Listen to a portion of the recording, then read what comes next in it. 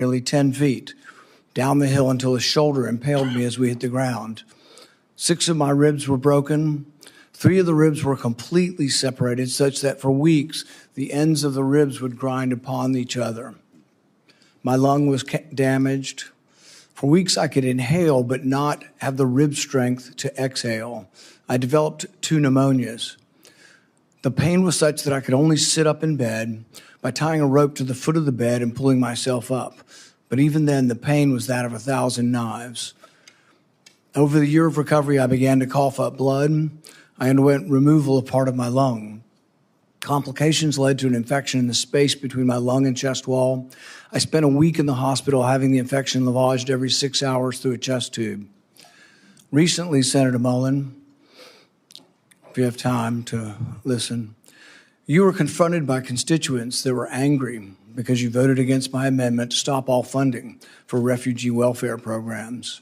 Instead of explaining your vote to continue these welfare programs for refugees, you decided to transfer the blame. You told the media that I was a freaking snake and that you completely understood why I had been assaulted. I was shocked that you would justify and celebrate this violent assault that caused me so much pain and my family so much pain. I just wonder if someone who applauds violence against their political opponents is the right person to lead an agency that has struggled to accept limits to the proper use of force. You might argue you were mad and upset about being confronted by your constituents. But Senator Mullin, your constituents are justifiably upset with you. By now, most of America knows that the Somali welfare fraud in Minnesota stole over $9 billion. But instead of defending your vote, you took to continue the vote to continue these refugee welfare programs. You chose to lash out at me. You went on to brag that you'd already told me to my face that you completely understood and approved of the assault. Well, that's a lie. You got a chance today. You can either continue to lie or you can correct the record. You have never had the courage to look me in the eye and tell me that the assault was justified. So today you'll have your chance. Today I'll give you that chance to clear the record. Tell it to my face. If that's what you believe, tell it to me today. Tell the world why you believe I deserve to be assaulted from behind, have 6 ribs broken and a damaged lung. Tell me to my face why you think I deserved it. And while you're at it, explain to the American public why they should trust a man with anger issues to set the proper example for ICE and Border Patrol agents. Explain to the American public how a man who has no regrets about brawling in a Senate committee can set a proper example for over 250,000 men and women who work at the Department of Homeland Security. Senator Peters, you're recognized for your opening comment. Well, thank you, Chairman Paul. Thank you, Senator Mullin, for being here today. Congratulations on your nomination. And I certainly appreciate your willingness to meet with me as well as my staff as we consider your nomination to serve as Secretary of the Department of Homeland Security. I'd also like to welcome your family who is joining us today and to thank all of them for their commitment to public service. We do it as a family, as you know. The Department of Homeland Security is a complicated organization with challenging operational dynamics. As everyone is well aware, many components within DHS are currently operating without funding. But let's be clear, Democrats are committed to funding TSA, FEMA, the Cybersecurity and Infrastructure Security Agency, and the Coast Guard while we negotiate much-needed ICE reforms. We tried to pass those bills by unanimous consent multiple times over the past 2 weeks. Unfortunately, Republicans have blocked those bills each and every time. Yesterday, the White House sent a letter laying out their latest offer, but the devil is always in the details. Administrative action is not enough. We need to pass real reforms into law. If Republicans really do agree with us that TSA and other personnel need to be paid, then they should join us and pass the bills to pay them today. We can do that while we continue to negotiate needed ICE reforms. But let me be clear, these are very straightforward reforms that we're asking for. We just want ICE to follow the same rules that our local police and our local communities follow every day. But DHS has faced management challenges since the start of the Trump administration. And over the past year, many of those challenges have unfortunately only increased. As soon as President Trump was sworn in, he made deep cuts to counterterrorism offices and programs, forced out or reassigned key personnel, and redirected the focus of limited remaining counterterrorism resources away from the serious threats that we face and towards targeting the president's perceived political enemies.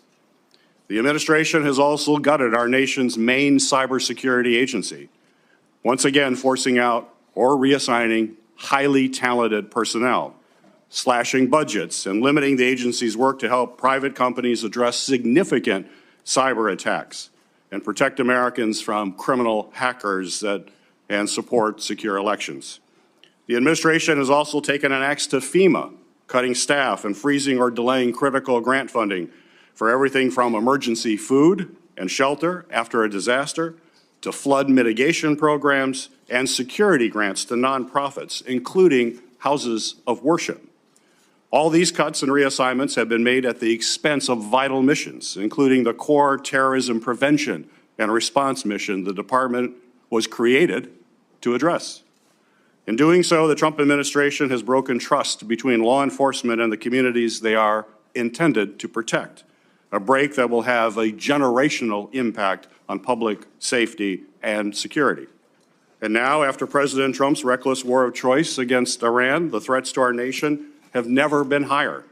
In my home state of Michigan, just last week, we saw both a major medical device manufacturer get hacked by an Iranian-backed group and a horrific violent attack on Temple Israel, a Metro Detroit area synagogue. President Trump's unilateral and unchecked executive actions have put Americans at risk, and we need a steady, qualified leader at the Department of Homeland Security to address these serious threats. How the Homeland Security Secretary responds to a crisis sends signals to everyone, from the department's own personnel to the American people and to the entire world. It's not the role of the Secretary to be a cable news commentator in the wake of a crisis. The Secretary's role is to lead the response and work to ensure the department that they are leading isn't actually the cause of the crisis. A Secretary who jumps to conclusions without the facts, as we saw in the case of Renee Good and Alex Preddy's killings, only worsens the situation and actually makes us less safe. This is a role where temperament matters, where judgment matters, and where experience matters. We have seen under Secretary Noem's leadership how shortcomings in these traits can compound the challenges that already come with leading a large and complex department.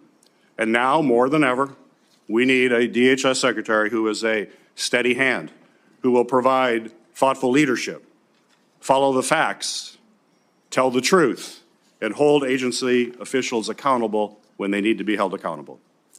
We need a DH Secretary who is committed to the rule of law and who will protect and cooperate with independent oversight, whether that's from the Inspector General or from members of Congress.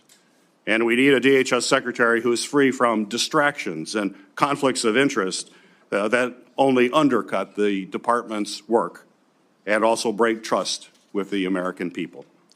Senator Mullin, I appreciate you being here today to answer our questions about these concerns and your experience and qualifications for the job. And while I'm interested in hearing more about your vision for leading the department, I do have reservations about your readiness to take on such a significant role at such a critical time. I hope you will provide us with the substantive answers today and a candid recognition of where this administration has fallen short on safeguarding our homeland security as you seek to lead the department as our nation faces ongoing security threats and war with Iran. Senator Mullin is to be introduced today by Senator Lankford. Senator Lankford, you are recognized for your introduction of our witness. Paul, thank you. Markwayne, I'm proud that you're here. I get the honor of getting a chance to be able to recognize and introduce my friend, Markwayne Mullin, my fellow senator from the state of Oklahoma, and somebody that I've seen work incredibly hard to be ready for every single task you've ever taken on, and to be able to not only do it, but do it well. There are a lot of folks that think they know you. I actually get to know you, and I have had the opportunity to be able to serve beside you for now over a decade, and have seen your tenacity and your work effort. Folks may not know that the first time we really got to know each other, ironically enough, was around a natural disaster, a FEMA event. It was Briarwood Elementary in 2013 when a tornado came right through the heart of Oklahoma. You had literally just been elected a few weeks before that and had just taken the oath of office. The Oklahoma delegation all gathered together at the very tragic event there at Briarwood Elementary. And while we were meeting with the principal and meeting with teachers and families and walking through the debris field that was that elementary school, we turned around to be able to look for Markwayne, and for a minute we couldn't find him because in one of the debris piles there was water shooting out of the middle of it, and his plumber instinct said, I got to go find that and figure out how to solve that. And so while everyone else was shaking hands and meeting people, he was digging through the debris field to find a way to be able to shut off the water that was shooting through the middle of that destroyed elementary school. And I remember smiling and thinking, he's a guy that doesn't mind getting his hands dirty to actually go solve the problem. Where there's a problem he can solve, he's going to do whatever it takes to actually solve it. Markwayne grew up in a very small town in far eastern Oklahoma, ironically named Westville, in the easternmost part of Oklahoma. Just 1,300 people call Westville home. He grew up in a family of modest means. I think that'd be safe to be able to say. The youngest of 7 children in a family that just didn't have much. His dad ran a very small plumbing company that then Markwayne took on and grew into being one of the largest plumbing companies in the entire state. He married his high school sweetheart, one of the smartest things he ever did, at just 20 years old. And he and Christy have developed a family that is a beautiful family of 3 children they had naturally and 3 children they chose that they adopted and took them in. It is a remarkable family and a remarkable success that you have actually led through a lot of hard work and a lot of love and tenacity. He is a person of faith that is not afraid to be able to talk about his faith in Jesus Christ, but he's also a person who has deep respect for all people. Markwayne has served in Congress for 14 years, 11 years in the House of Representatives, 3 here in the Senate. He's passed legislation that he will now be charged with actually implementing it in the order that was actually passed. He served on the Appropriations Committee here. He's served on Armed Services. He's served on the Help Committee here, and he's done an incredible job in the work that he's done with Indian Affairs. He is somebody who has the rare gift of bringing people together on both sides of the aisle. And the one thing I would say to every single person on this dais, regardless if you're a Republican or Democrat, if you want to sit down and talk about an issue, he's glad to be able to talk about it and to be able to work it out, and has very good relationships in the House and in the Senate. And he is not afraid to ask questions when he doesn't know the answer and to be able to research things. He and I have often talked about being up late, both of us, working on researching through an issue to try to be able to learn more about it, because the crazy thing about being in Congress is you don't know everything. You got to do the work, and Markwayne is not afraid to do the work. Over the past year and a few months, we've seen incredible progress on our southern border. Our southern border 18 months ago, I think we forget what it looked like. 12,000 people a day illegally crossing our border, just being waved in. No vetting, no background checks, 12,000 people a day. That is not happening anymore. Our numbers are down on the southwest border 96%. So you walk into an agency that has finally restored some order to our southern border, but there's a lot of work still to do with FEMA, with other areas of Homeland Security, and a very large agency with 250,000 people that are actually under your leadership there. So I'm confident that you'll be able to take those things on. Not only am I confident, the National Border Patrol Council has already sent a letter in strong support here. And Mr. Chairman, I'd like to ask unanimous consent to insert to the record the National Border Patrol Council, their letter of support, leadership of the Cherokee Nation, their strong support, and then my fellow Senator Katie Britt has an opening statement who I'd like to also submit for the record with unanimous consent. Without objection. Thank you. This is a person that actually lives what we affectionately call in Oklahoma the Oklahoma Standard. That when hard things actually occur, you step up and you serve your neighbor, and you find ways to be able to help people to do the hard things that have to be done. So Markwayne, I appreciate your leadership. I appreciate your willingness to be able to step up in a season where DHS needs a leader to be able to step into that role and to be able to help our nation in so many different complicated areas, especially at a time when right now we can't even get funding to DHS. We've got to be able to have good, solid leadership there. Thank you, Mr. Chairman. It's the practice of this committee to swear in witnesses. Will the nominee please stand and raise your right hand? Do you swear that the testimony you will give before this committee will be the truth, the whole truth, and nothing but the truth? So help you God. Senator Mullin, you are recognized for your opening statement. I think before I can start my opening statement, I have to address the remarks that the chairman made, calling me a liar. Sir, I think everybody in this room knows that I'm very blunt and direct to the point, and if I have something to say, I'll say it directly to your face. If you recall, back in my House days, we actually did have this conversation because of the remarks that I've made. You were in a room. I simply addressed that I said I could understand because of the behavior you were having, that I could understand why the neighbor did what he did. As far as my terms of the snake in the grass, sir, I work around this room to try to fix problems. I've worked with many people in this room. Seems like you fight Republicans more than you work with us. I did address those remarks. I did explain your gimmicks by the amendment you put forth. And as far as me saying that I invoke violence, I don't. I don't think anybody should be hit by surprise. I don't like that. But if I do have something to say, everybody in this room knows I'll come straight to you. I'll say it publicly and I'll say it privately, but I'll never say it behind your back. So for you to say I'm a liar, sir, that's not accurate. And I got proof to say that because you have spent millions of dollars in my campaigns against me because we just don't get along. However, sir, that doesn't keep me at all from doing my job. I can have different opinions with everybody in this room, but as Secretary of Homeland, I'll be protecting everybody, including Kentucky, as much as I will my own backyard in Oklahoma. It's bigger than the partisan bickering that we have. It's bigger than the political differences we have. The truth is, I have a job to do, and I don't like to fail at anything at all. So I can set it aside if you're willing to set it aside. Let me earn your respect. Let me earn the job. I won't fail you. I won't back down from a challenge, and I'll also admit when I'm wrong. I'm not perfect. I don't claim to be perfect. I make mistakes just like anybody else. But mistakes, if you own them, you can learn from them. And you can move ahead. And I'll make that commitment to you. Ranking Member Peters, Chairman Paul, I do thank you for this opportunity. It is a humbling experience. A kid from Westville, Oklahoma, that grew up with a dad that worked hard. He set the work example for all of us.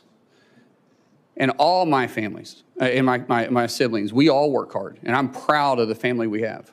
But to say that a kid with a bad speech impediment would one day sit up here in front of you and be nominated to be the Secretary of Homeland, it was humbling enough to be selected by Oklahoma to be their U.S. representative when I didn't even know how to tie a tie. And 10 years later, to be able to be called a United States Senator and serve with all you guys. And I respect every one of you guys. I do. Regardless if I have an opinion about you or not, you were elected by your state, and I respect that. I may disagree with you, but I respect it because we all make decisions based on two things: the way you're raised, which never changes, and our life experiences, which constantly change. For me, to be able to have the love of my life behind me, somebody I literally fell in love with in third grade,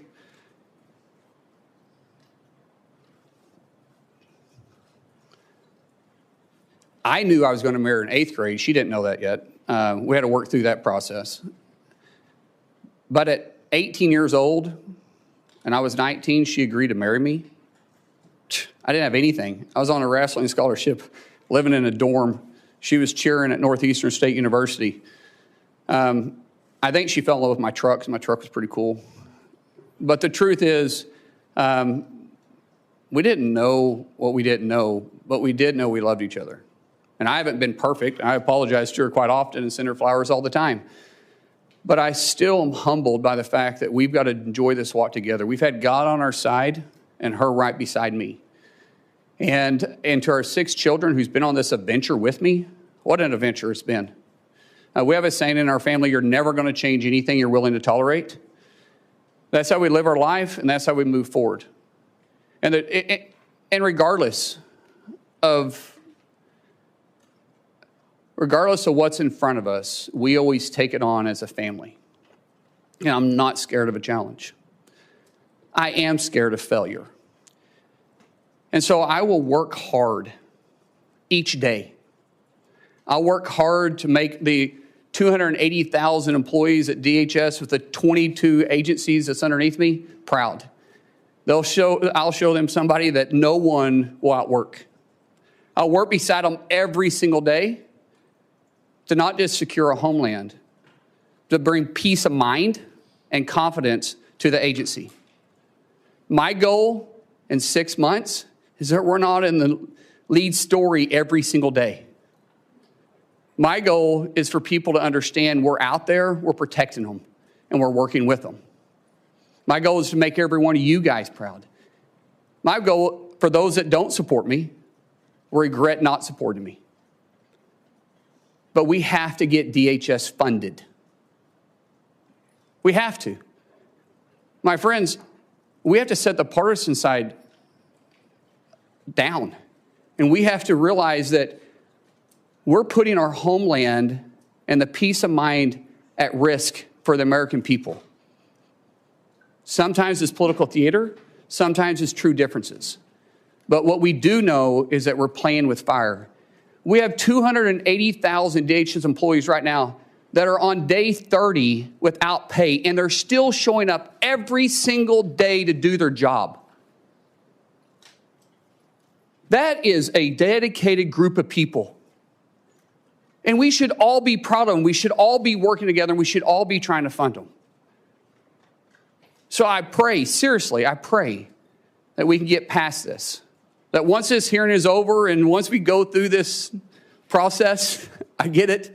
I get some of it's got to be political theater. I understand it. I've had to really pray about my attitude. But I will say, once it's over, I hope we can work together and get them funded. So when I walk in, if I'm fortunate enough to be confirmed, if I walk in as secretary, that these guys are ready to go to work day one. So God bless you. Thank you so much for this opportunity, and I look forward to your questions. It's the standard practice of this committee for the chairman to ask nominees the following question. Do you agree without reservation to comply with any request or summons to appear or testify before any duly constituted committee of Congress if you're confirmed? I do. We'll now proceed to 7 minutes of questioning. The record should show, and I think will show, a lack of contrition, no apology, and no regrets for your support. You completely understand the violence that was perpetrated on me. You're unrepentant. The only thing you quibble about is whether I met you somehow when you were in the House. I don't think we ever met when you were in the House. And this idea that the only thing you're upset about is not that you were for violence. What you're upset about is that I called you a liar because you said it to my face. So it's really more about this machismo that you have. When in Oklahoma the media asked you about the refugee welfare programs, the programs you voted to continue funding, it was this whole idea that you were going to transfer it because you were uncomfortable, your anger, low impulse control, causes you to then go after and decide that you're going to go after me as well. And so you say you completely understood that I was assaulted from behind, had 6 ribs broken and part of my lung removed, and that was just fine. That's something that you, I guess, approve of as far as resolution of political problems. When I talked to you privately on the phone, there was no apology. You just said, well, we can let our political difference, go by. And you said a few minutes ago, we can just set it aside. Well, political differences we can, but when you say that you agree with a felon, a Trump-hating felon who attacked me, somehow you think I'm just going to set that aside? Oh, it's no big deal. You know, I lay in pain for 2 months, had 6 ribs broken, 3 of them separated, grinding upon bone for months, had part of my lung removed, and you think that's great and to be extolled. I mean, the sheer lack of any kind of self-awareness that you're going to be leading thousands of men and women who will have the use of force, and there's been great questions in our country about how that will be used, and you think a violent attack is just fine. So I guess my first question is, do you think that justifying that kind of violence sets a good example for the men and women of ICE and Border Patrol? Mr. Chairman, first of all, I didn't know the extent of your damage. When the phone call was made, I made it to you and I tried to talk to you. You didn't engage at all. In fact, you said, get your paperwork in. It's got to be 3 days in between. You offered no apology.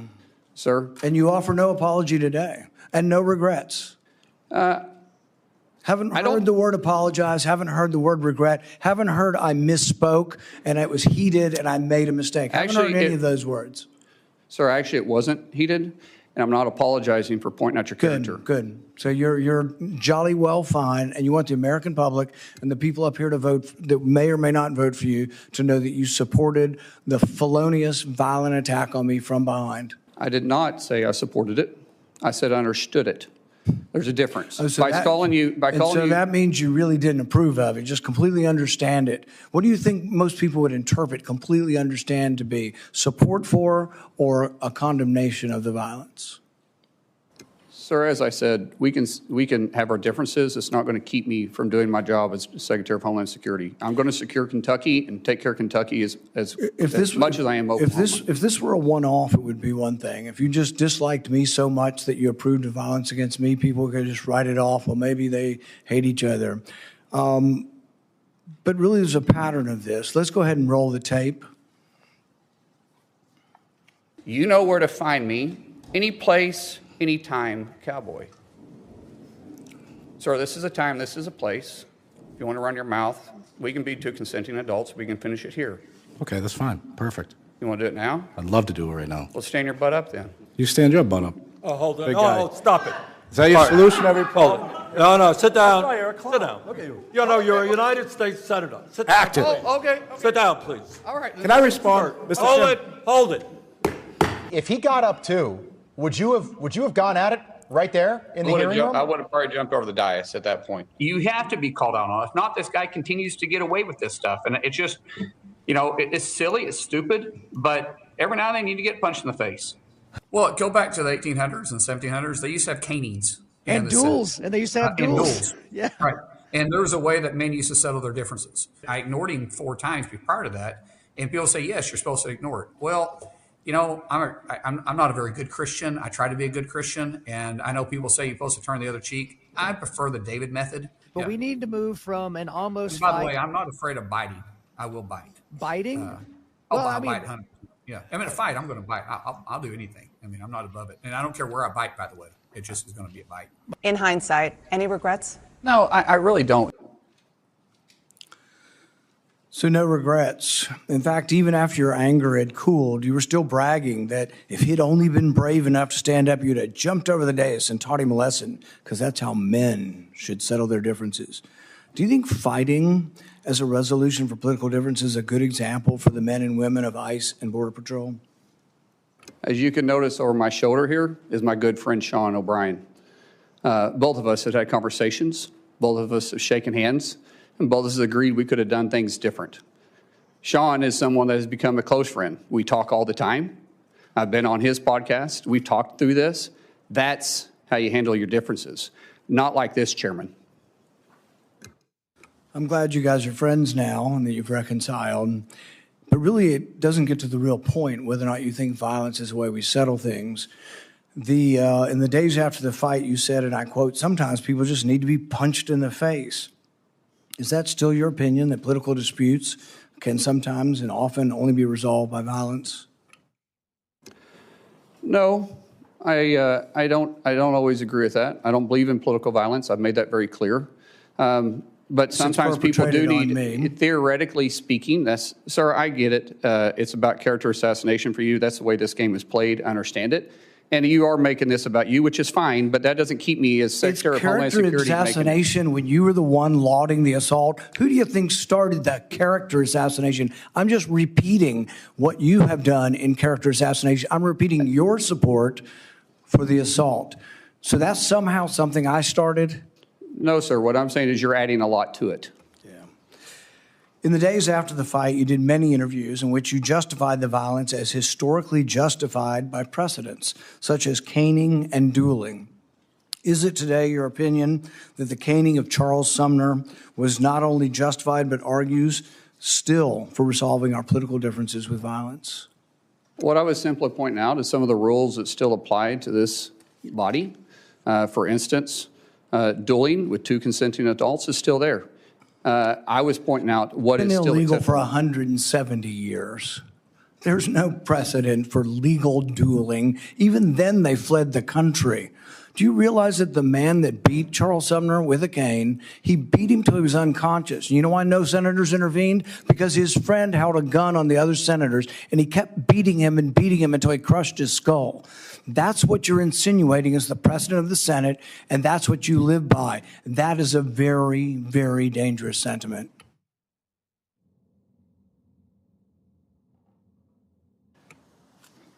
After a half a dozen victory lap interviews where you pointed out that the union guy was just lucky that fear kept him from standing up, Dana Bash asked you if you have any regrets about bringing violence to a Senate committee, and you replied that you have no regrets. Today you've said you have no regrets about being happy, being completely understanding why I was attacked from behind. You had no regrets about, instigating a brawl in a Senate committee hearing. Are those still your opinions? Mr. Chairman, you're going to have your opinion. I'm going to have mine. As Secretary of Homeland Security, I'm going to bring peace of mind and security to this country, and I'm going to stay laser focused on that. Senator Peters. Senator Mullin, you have made several public statements suggesting that you were involved in special security forces or combat operations overseas. In 2023, you said in a Senate Republican Conference podcast, and I'll quote, "There's another side of my bio that I don't ever talk about, nor will I. I had to go do something overseas." On March 2nd of this year, you told Fox News interview, quote, "War is ugly. It smells bad. If anybody has ever been there and been able to smell the war that's happening around you and taste it and feel it in your nostrils and hear it, it's something you will never forget." On March 3rd, in a podcast interview, you stated, quote, "I did special assignments outside of DOD, now DOW. I never wore the uniform or the flag on my shoulder, but I might have been in the same area."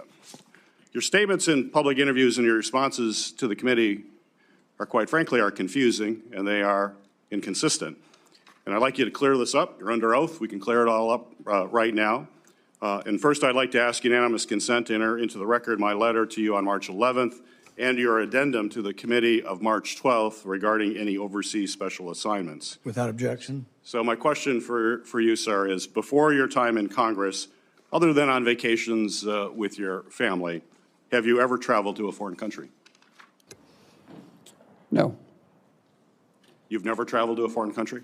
Outside of vacation or mission work? No. Okay. Have you, your FBI report does show some travel.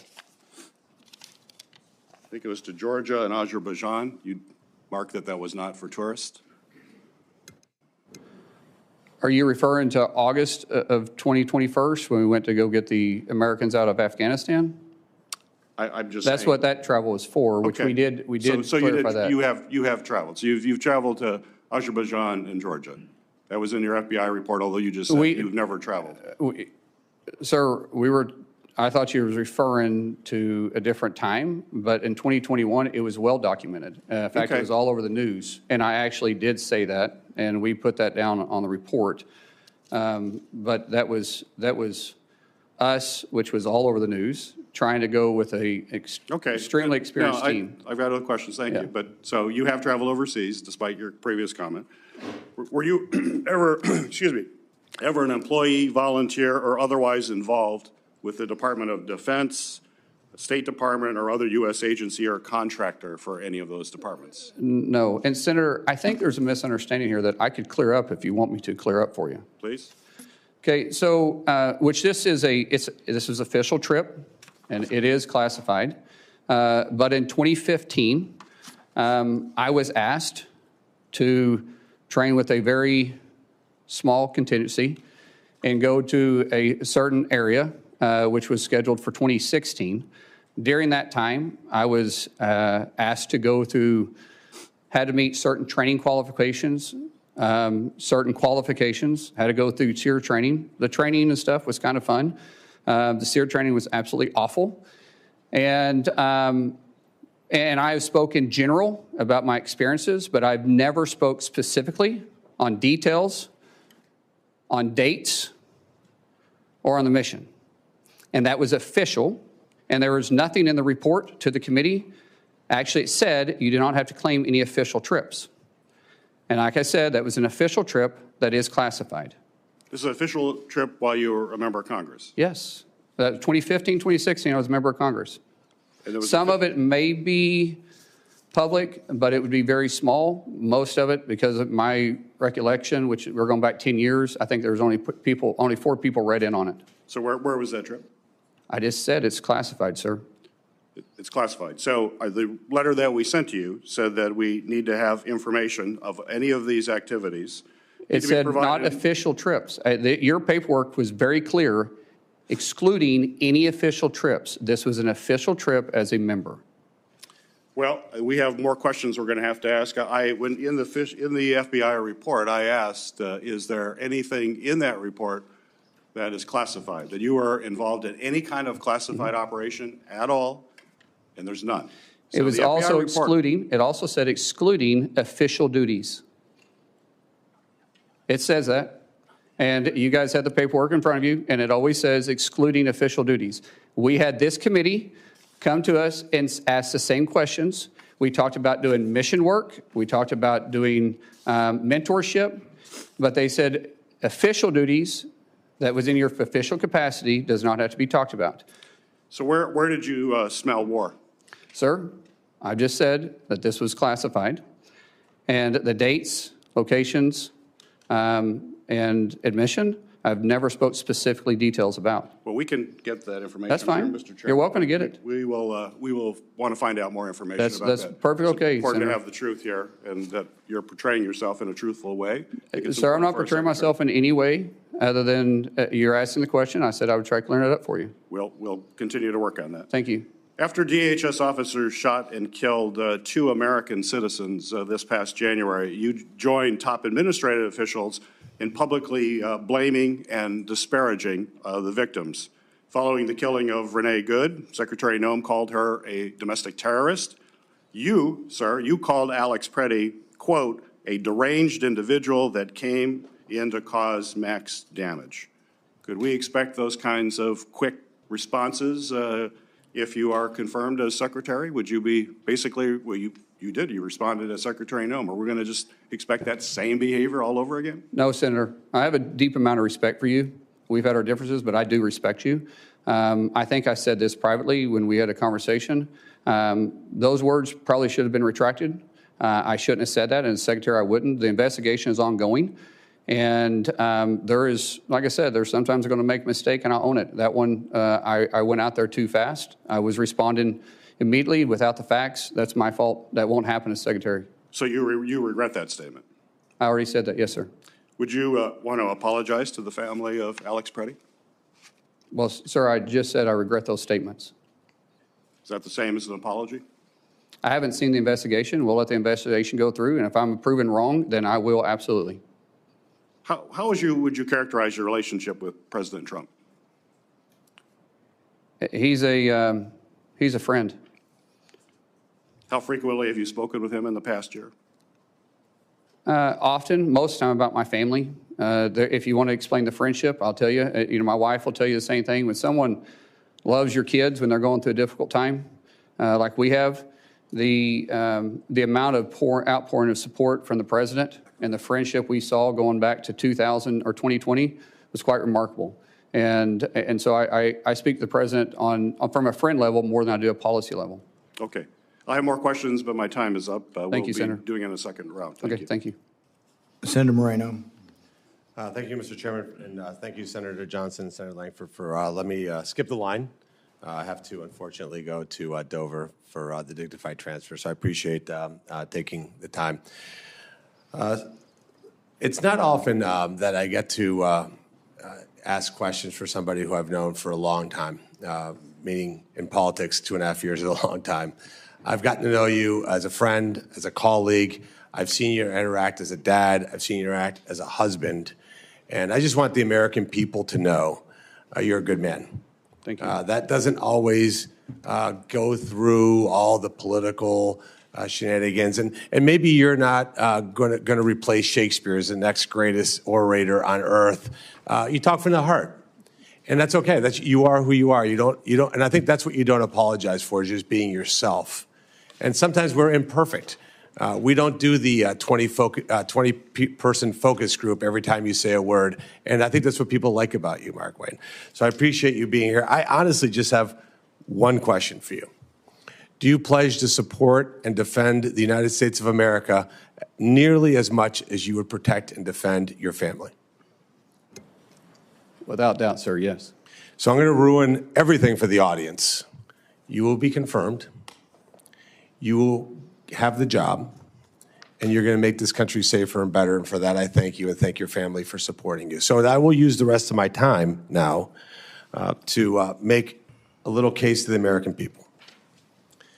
We have 260,000 families that have not received a paycheck in over a month. 260,000 American citizen families who have not received a paycheck in over a month. None of those people are in charge of policy. There's not one of those families that makes policy decisions for the most part. That's on the people here. There isn't a single human being on this dais that has missed a paycheck. Every single one of us has gotten a paycheck the last 30 days and before that. And yet we sit here and we do political theater. And I said to my colleague, Senator Britt, the other day, that in my 14 months here, I only felt ashamed of this chamber once, and that was last Thursday. When you saw the ultimate political theater, colleagues going, let's fund TSA. How about the Coast Guard? Oh, that's a different person that's going to talk about that. How about FEMA? It's a different person that's going to talk about that. You can't have it both ways, by the way. You can't have Democrats saying, I can't believe the Trump administration is cutting government employee numbers. By the way, over 300,000, we haven't missed a beat. And yet at the same time, not pay people who are actually showing up for it. That seems decently incongruous. We can't say President Trump isn't defending the homeland. Well, he is absolutely doing that every single day. And yet we're allowing these agencies to not be funded. And I have tried really hard to learn how this place works. This is all very new to me. And I remember many, many Democrats saying to me, we have the constitutional duty to fund agencies through appropriations. And then we have a separate piece where we argue policy differences, but we should never marry both together. Because when you marry both together, you don't hurt us. You don't hurt the people here in D.C. You hurt the men and women who are going to work every day to defend this country. And that's a disgrace. I actually don't know how you would sleep at night knowing that you're hurting families like that. People can't make their rent payments, can't make their mortgage payments. Their cars are being repossessed. They're having to tell their kids they can't send them to dance recitals because they did everything right in life except got a job with the Department of Homeland Security so that a politician can make a 30-second video online and then use it to fundraise for the next election. That's disgusting. So let me just say this. What are we not talking about? You know, the ranking member said, oh, look, we said we'd fund. He's not paying attention right now, which is fine. We said we're going to fund FEMA. When you guys are done talking, I'll continue if you like.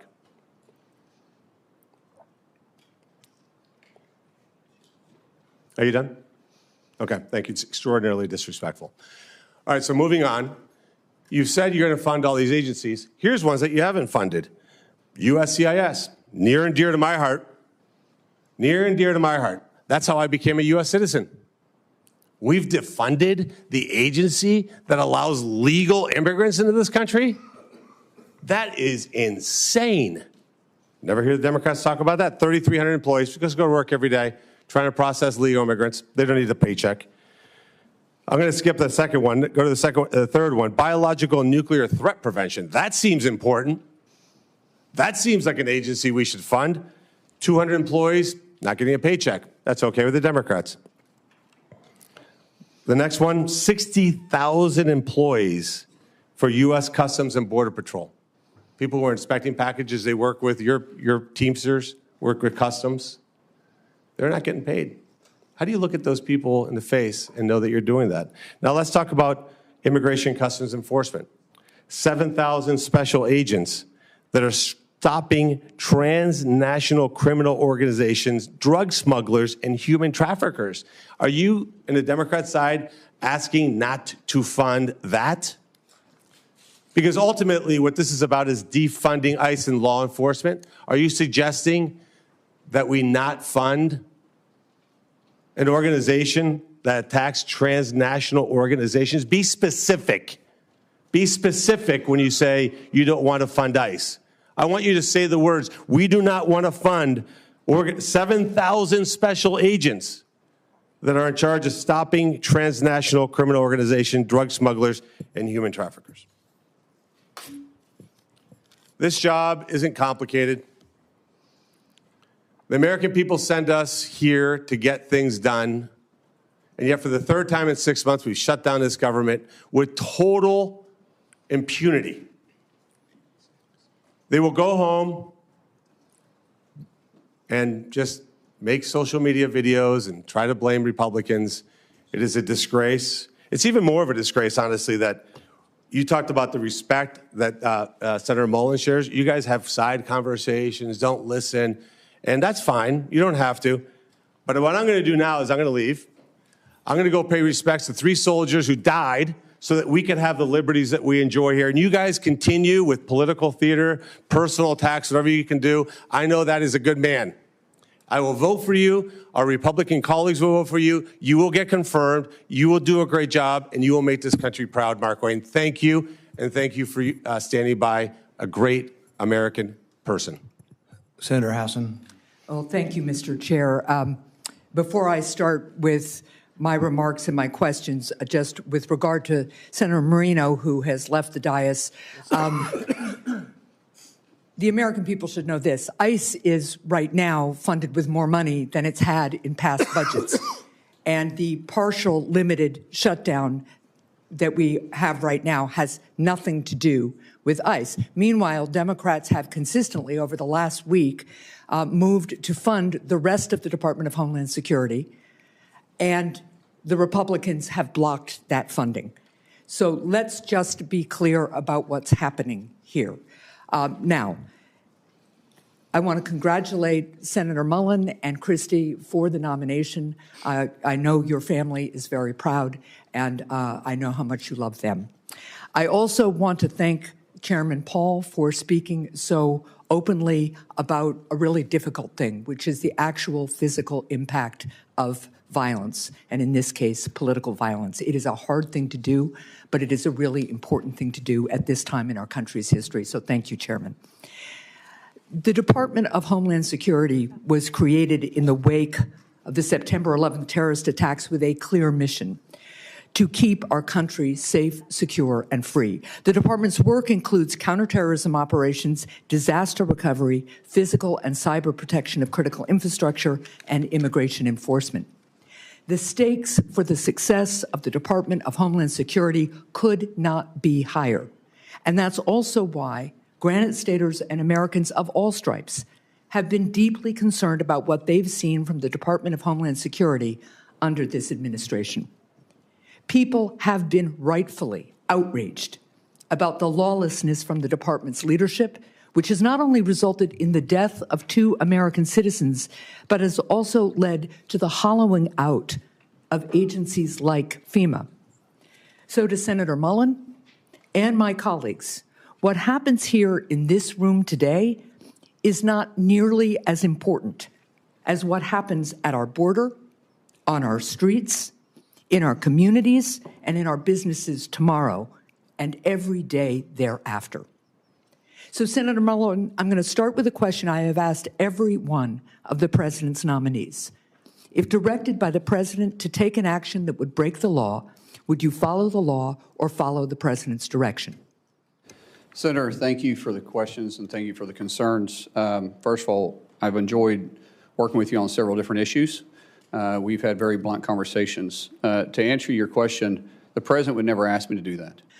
Well, certainly everyday Americans who have served on juries would disagree with you about that. And the example he has set calls into question that answer. Let's move, sir. Yeah. I have limited time, as you well know. Go ahead. In the past 14 months, Secretary Noem has fundamentally broken the American people's trust in the Department of Homeland Security.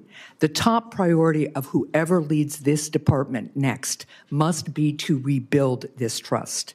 If confirmed to lead the department, how will you be different from Secretary Noem? Senator, I think I've said this in a private conversation too. I love Senator Noem's family, and I consider them friends. But everybody has different leadership styles. And throughout my businesses, when I would have to transfer one manager to the next or one executive to another area, and you bring in a different one, they all have different management styles. My management style is empowering people. And as I said in my opening statement, I want to protect the homeland. I want to bring peace of mind. And I want to bring confidence back to the agency. I'm not going to be the smartest guy in any room I walk into, but I know how to get talent and I know how to bring those people together. Let me interrupt you again. I'm sorry, sir, That's okay. because our time is limited. But let's be really clear. What Secretary Noem did was give the green light to lawless behavior. Are you going to give the green light to lawless behavior? I will operate within the parameters and the policies and the laws that you guys set for me. And the Constitution of the United States. Of course, the Constitution the Fourth of the United Amendment, States. among other things. Of course, the Constitution of the United States. I'll swear to uphold that when I get sworn in. But be very clear, I don't get to choose the laws that I enforce. You guys pass the laws. I enforce those laws. Right. And the reason why we haven't had... shooting a protester who was exercising his First Amendment speech and carrying a lawfully licensed gun is not a lawful behavior. Now, let's move on to another issue.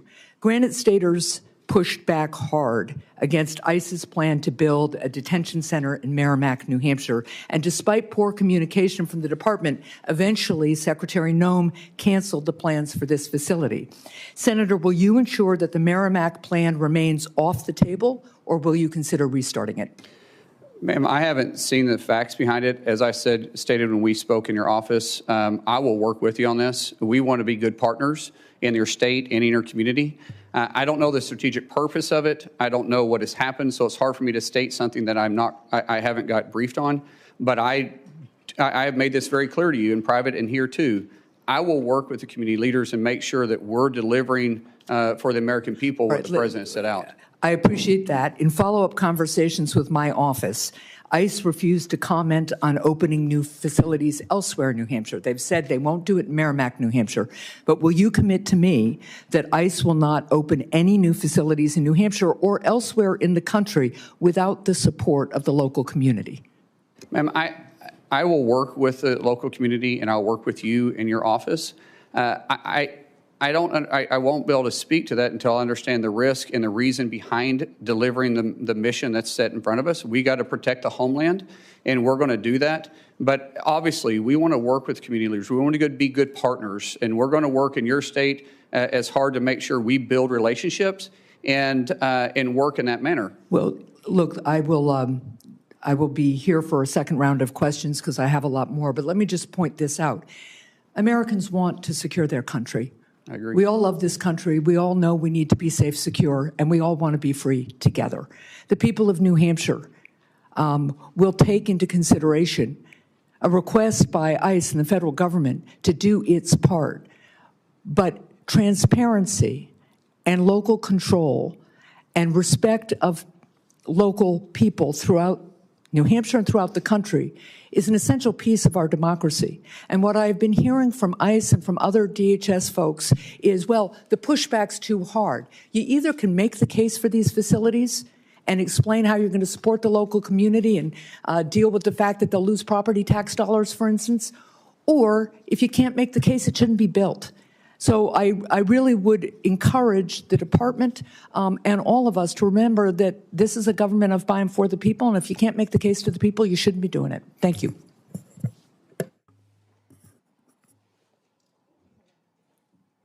Senator Johnson. Thank you, Mr. Chairman.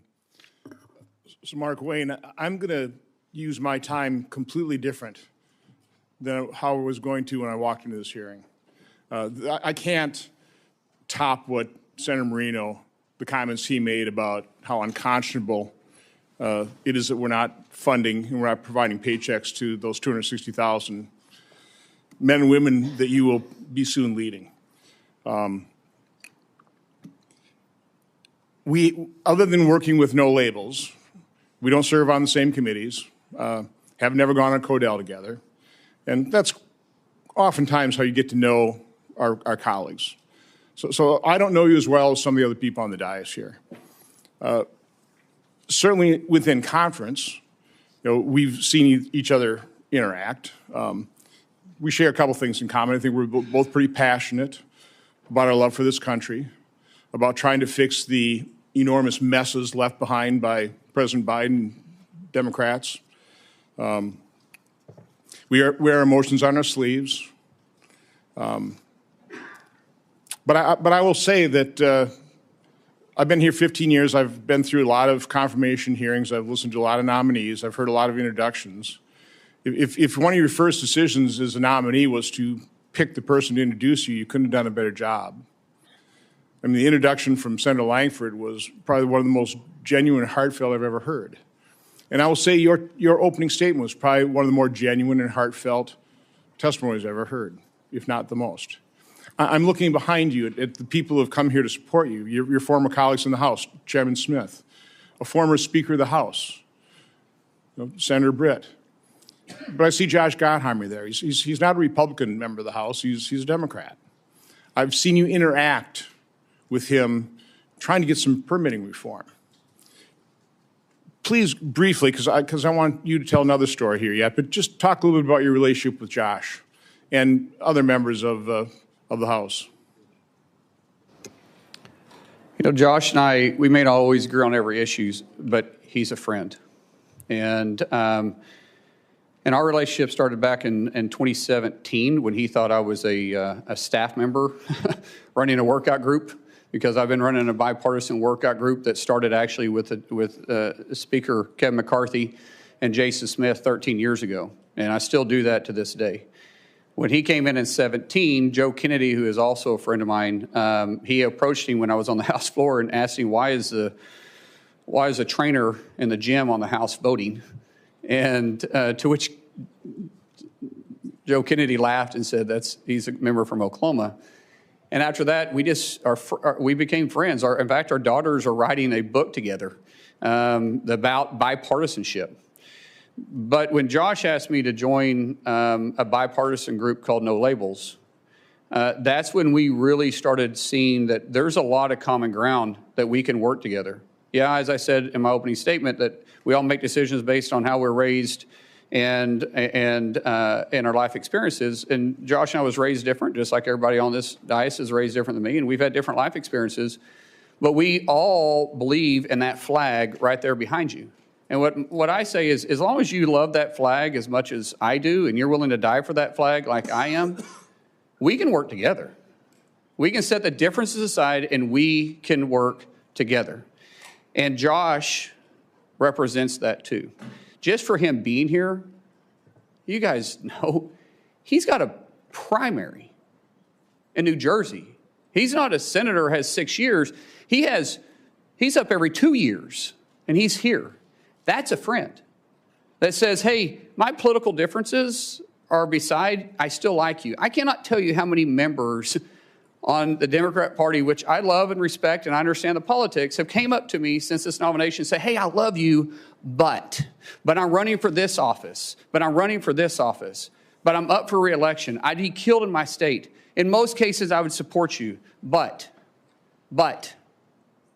And it drives me crazy, but when you see a real friend like that, run through fire for the guy. So again, this is a nomination hearing, and from my standpoint, when you're trying to select somebody to run an operation, you want somebody with integrity, somebody with that passion toward the mission, keeping this nation safe, having this love for this country. It's also, I think, incredibly important that when you're serving in administration, you have a good relationship with the president. It doesn't work so well. I know you've got a good relationship with the president, and you told me a story, and I want you to repeat that story of your son who was grievously injured and a visit that the President of the United States made to that hospital. I want you to tell the story because I think it's important that people understand why you are loyal to President Trump. I'd like them to hear a different side of President Trump as well. Yeah. But I think also that'll serve you well as his Secretary of Homeland Security. But just tell that story. Ron, I'm going to try getting through it without crying then.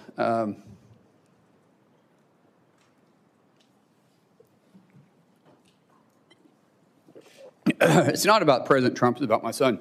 So my son was a really world-class athlete, and January 17th of 2020, which mind you was an election year, he had a really serious brain injury. Woke up 26 hours later and he's a different kid. We almost lost him. For 26 hours, he had an extremely low pulse. There was a time they thought that they lost his pulse altogether. And when he woke up, he was just different. I mean, here you had a world-class athlete that wrestled all over the world since he was 12 years old, and he couldn't touch his nose. He couldn't walk without shuffling his feet. He had short-term memory loss. He couldn't control his muscles. Couldn't add 5+3. He was in high school at that time. Had to learn how to read, walk, everything. And the president found out about it, and he gave me a call immediately. And one thing that the president joked about was, like, he said, let me get this straight. He doesn't know who you and Christy are, but he knew who I was because the only question you got right is who the president was. And he said, Trump, with this cocky grin on his face. And but the president didn't understand the severity of it, but he heard it in my voice, and immediately he went to work. I told him we had to get to Bakersfield, California, to the Center for Neural Skills, which is one of the best neural rehabilitation places in the world. And the president offered to send his plane, his personal plane, this president of the United States. And I said, sir, we can't fly, we got to drive. We get there, and he called almost every day for 2 weeks checking on Jim. And then he says, I'm going to come see him. And now this is the middle of the election. This is Bakersfield, California, really not an area he's got to go campaign. And he took the time to come up there and see Jim. And the center told us that the short-term memory loss something would trigger it. Some big event would eventually trigger where he'd start retaining stuff. Until then, he was still having issues. And the president arrived, and of course there was cameras and everybody around, and of course none of the media ever talked about it, which was funny because the president called him on stage and talked to him. And then we went to the back, and the president didn't talk to me. He didn't know I was in, I mean, he didn't even care if I was in the room. Here's a guy that's been over in his ties about as long as my son because my son, it stunted his growth, and so he's 5'3" the rest of his life. And his team came to him twice and said, sir, we got to go, we got to go. On the third time they came over to him, he looked at him and he says, hey, I guarantee you that plane won't leave without me. And for the next 15 minutes, he did nothing but love on my son.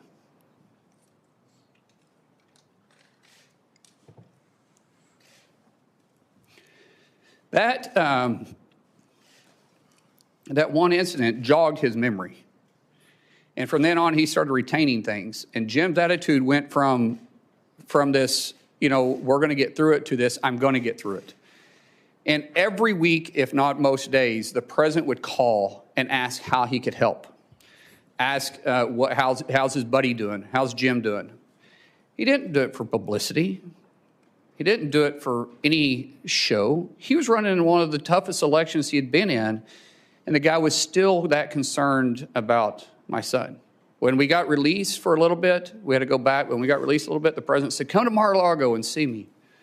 We go down there, and it's amazing. And when we're leaving,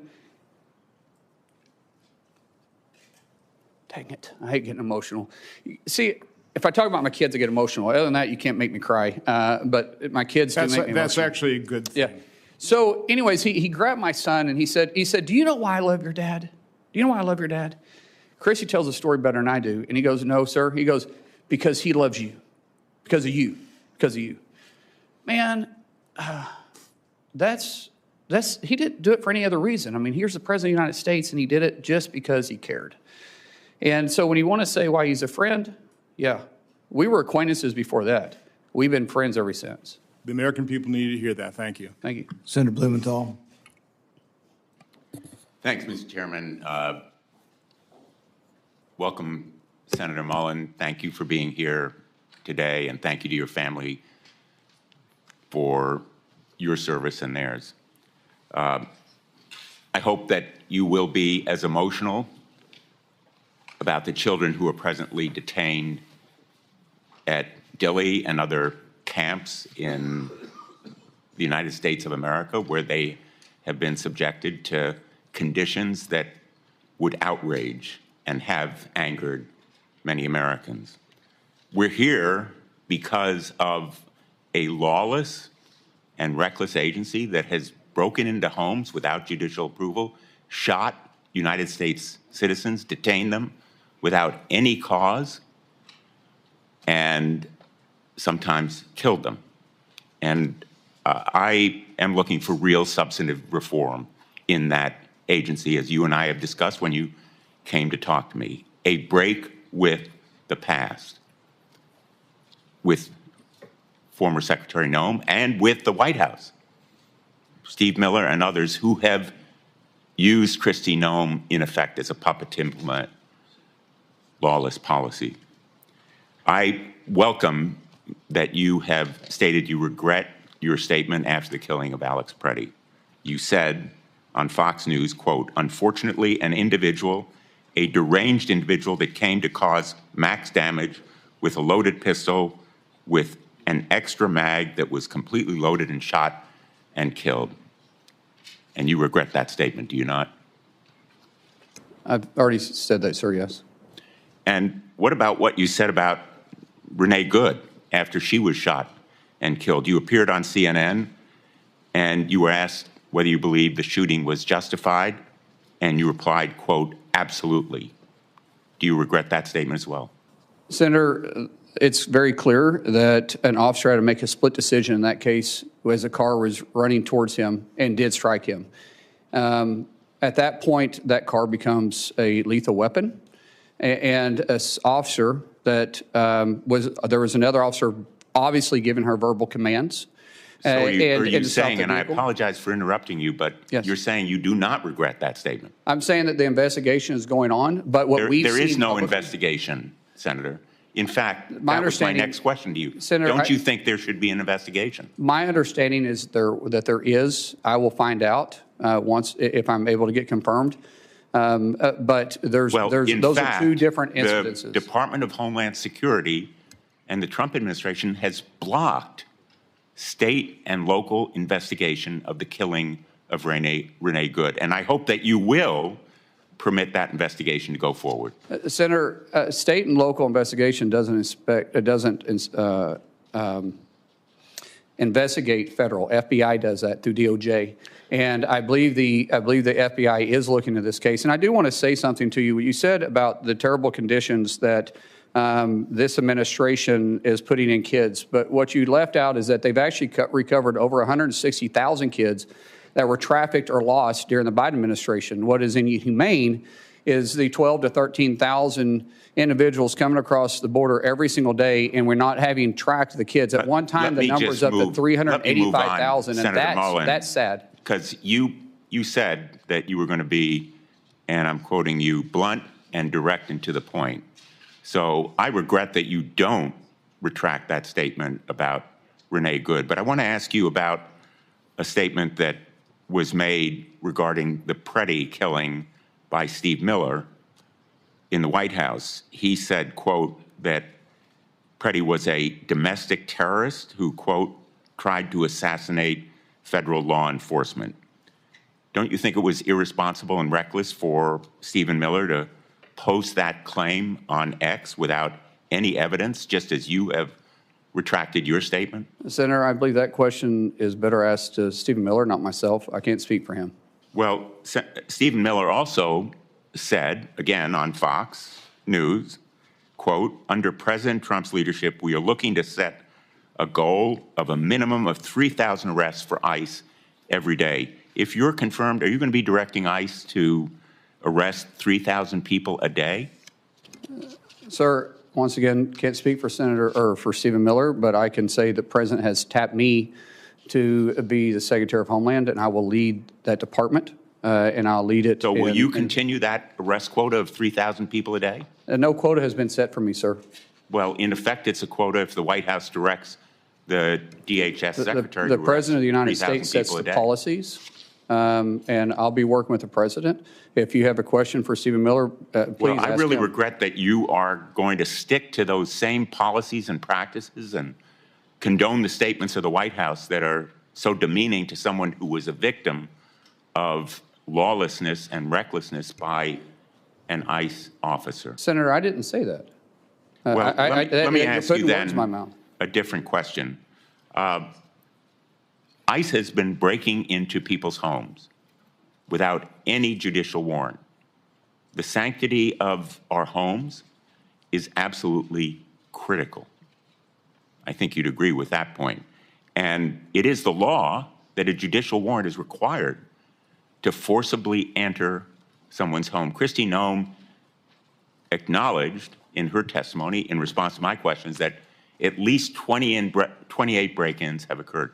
My ranking member leadership on the subcommittee for permanent investigation has produced a report that shows probably many more such break-ins have occurred. The result of a memo last May from the acting director, Todd Lyons, and it's behind me now, that instructed ICE agents to break into homes. I understand that during your staff interview last week, you said that there would be no more such break-ins to people's homes without a judicial warrant. If confirmed, will you commit to me and the chair and ranking member of this committee and the American people that ICE will no longer instruct agents to break into people's homes without a judicial warrant? Sir, you're using the word break into people's houses very loosely. However, I have made it very clear to the staff, and I think when you and I spoke, that a judicial warrants will be used to go into houses, into place of businesses, unless we're pursuing someone that enters in that place. I have not mixed words with that, and I haven't changed my opinion about that. A whistleblower testified to our hearing that, in fact, ICE agents have been instructed as part of their training to forcibly enter. I know you don't like the word break-in, but forcibly enter is breaking into somebody's home, bashing down the door, terrorizing children, instructed them to adopt this policy. Will you commit that no longer will ICE agents or CBP agents be instructed to forcibly enter people's homes without a judicial warrant? Sir, I've already answered this question for you. I said we will not enter a home or a place of business without a judicial warrant unless we're pursuing the individual that runs into a place of business or a resident or a house. Senator Langford. Thank you. Thank you. Markwayne, right now, is FEMA currently funded? No, sir. Is CISA currently funded dealing with cybersecurity? No, sir. How about TSA? No, sir. Secret Service? No, sir. Coast Guard? No, sir. Customs and Border Protection? No, sir. The Weapons of Mass Destruction Office? No, sir. Customs professionals? No, sir. This is something we got to get resolved. We can complain all we want to about where things are, but we have an argument and a disagreement on policy areas, and 250,000 federal employees and their families are the ones that are suffering because of our argument. There's a way to solve this. We've talked about it a lot. We should just stay here until we're done. Just keep arguing it out until we've actually solved the problem. But instead, we broke last weekend. Everybody flew home right past the TSA agents that are not getting paid while we flew home. Why didn't we stay? to be able to try to get things resolved. That's my encouragement, has been my encouragement all along. We shouldn't walk away from a disagreement when there are families all over the country that are the ones suffering for it. Unfortunately, the state of Oklahoma is pretty familiar with natural disasters, as you know well. You and I have been in multiple different natural disaster scenes. There's a lot of work that's happened at the border so far. The border has moved from 12,000 people a day illegally crossing the border and being released into the country, unvetted, unchecked, to now a handful of people even attempt to cross our southern border, and those that are arrested and detained, as is the law. FEMA is still an undone project. And I'm not blaming that on Christy. There's a lot to get done on it, but you're going to walk in with a project going on with FEMA right now. Love to get your ideas and your thoughts. You're very familiar with this area and have great experience on it. What are your thoughts on how to be able to get FEMA into a better place so that people aren't waiting forever for a response? FEMA was never designed to be the first responder. That's the states. FEMA was designed to be the assistance to the states when the disaster reaches certain levels, which we need to discuss those too, because I think some of the levels are unrealistic, especially Senator Hassan and I have talked about this, that sometimes in rural areas, they're not able to meet those thresholds. But working with the state, allowing the state to have their emergency response, FEMA simply helping write checks and assuring that they have the capability and the manpower if need be. But for the FEMA to walk in like FBI walking on a crime scene and taking over, no one's going to care more about their backyard than the people that live there in that state. And I think there's a lot of good ideas. I've heard at meeting with so many of you all, there were so many great ideas on how to make FEMA work better. It's got a great mission. And I think people at FEMA want to do their job, but we can be more effective and be more direct and speed it up. Taking years to get reimbursed is not acceptable. Taking, honestly, months to get reimbursed is not acceptable. See, small municipalities, they can't afford it. They don't have that tax base to do it. And they're already going through a struggling time, which means they're probably losing tax revenue, especially if it hits their town. So we've got a lot of work there. I do believe that the definition of insanity is doing the same thing over and over again, expecting different results. That means we're going to look at each one of the 22 agencies that fall underneath DHS and say, how can we deliver the mission better for the American people? That's great. That'd be a huge help to everybody. Talking about the length of time it takes to get a response, you've been a part of, as I have, on the nonprofit security grants that are out there. We have some locations that are higher risk than others. Synagogues and temples have been one of those very high-risk locations that are out there. Last week in Michigan, we had another situation where a absolute terrorist drove a vehicle packed with explosives into a Jewish daycare, intending to kill as many Jewish children as he possibly could. I mean, that was his intent, was to be able to do that. That location happened to be one of the locations where there's also been this nonprofit security grant to help harden that facility. We have multiple challenges here. One of them is when the decision is made, they make a request, go through the paperwork, get approval to be one of those locations that we say, hey, we need to harden this location. Once the approval is done, it may take months to over a year just for the dollars to actually come on it because there's more bureaucratic hoops to go through. So as you're dealing with things like contracts that are out there and the way decisions are made, or FEMA, that's one of the areas I would encourage you to take a look at. I know you're very passionate about. How do you fix the issue where approval's been done and everyone's saying, great, can we get to work? And the federal government says, no, you can't actually get to work. You got to wait some more before the actual work can actually begin to do that. How does that get fixed? We got to streamline the process and cut out the redundancies. The amount of paperwork, the senator from Michigan and I had a long conversation about this, the amount of paperwork to just, once you're approved, to get the funding flowing, and then the paperwork that's followed up on it is way too encumbersome. And there's a better way to do this. Some of these policies I have to work with you guys on. Some of these grants were written with checks and balances, which we all got to be very cautious on how we spend the taxpayer dollars. Things that I can change, things that I can cut out on the redundancy part of it, I will work with. Things that, as the senator and I talked about, things that it may take you to make changes on, we'll bring it to your attention. I will work with you. And we'll see how we can make it better. Be great. As you know, Oklahoma's been one of the leaders in counter-drone This is a big issue Yes. for us as a country. Every high school football game, every college football game, every gathering of people for every festival and gathering across the country has now become a risk location for drones and drone mitigation. FBI can't be everywhere. We don't want them to be everywhere. We do have to figure out some process. So as you begin to think about this issue, it's a tough one to deal with, but it is a basic national security issue as well. It's going to land on your desk pretty quickly, especially with the Olympics coming, with FIFA coming, all those things that are happening. We got to be able to figure out how to do counter drone and to be able to not just identify there it is, but to also mitigate the risk. What are your initial thoughts? Well, I'd love to speak about that. With funding, talking to some of our agency heads, with a lack of funding right now, we have people quitting because they got to go to work. Meeting these demands are even going to be tougher. So we just talk about FIFA, for instance, and then you talk about 2028, which is going to be the busiest year of DHS in history because we have the Olympics and we have the presidential election going on. It'll take 4 months once funding comes in to start replacing those that we've lost for training before we can get them out in the field. We don't have 4 months with FIFA. But that's and how do we expect these people to stay on the job and work? We're losing institutional knowledge. We're losing people we've already trained.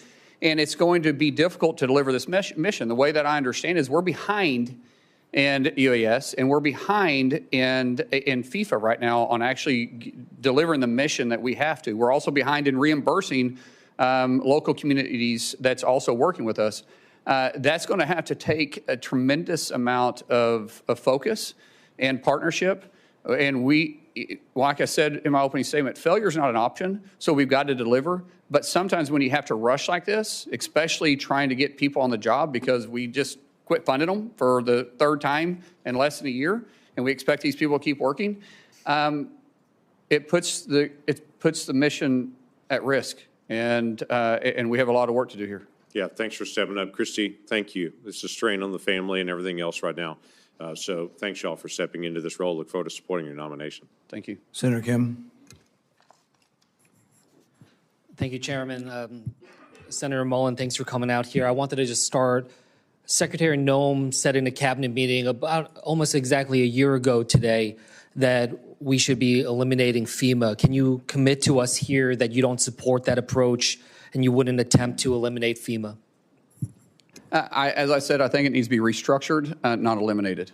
I think there is going to be bipartisan support for reforms. I think we all understand that, and we certainly saw a lot of problems when it came to Superstorm Sandy. I asked Secretary Noem to work with us, especially as they were going about their FEMA Review Council. I'll be honest with you, that never materialized. We did not see the kind of engagement here that we're ready to have. We have a bipartisan group of senators that want to come up with reforms. Is that something you can commit to working with us on?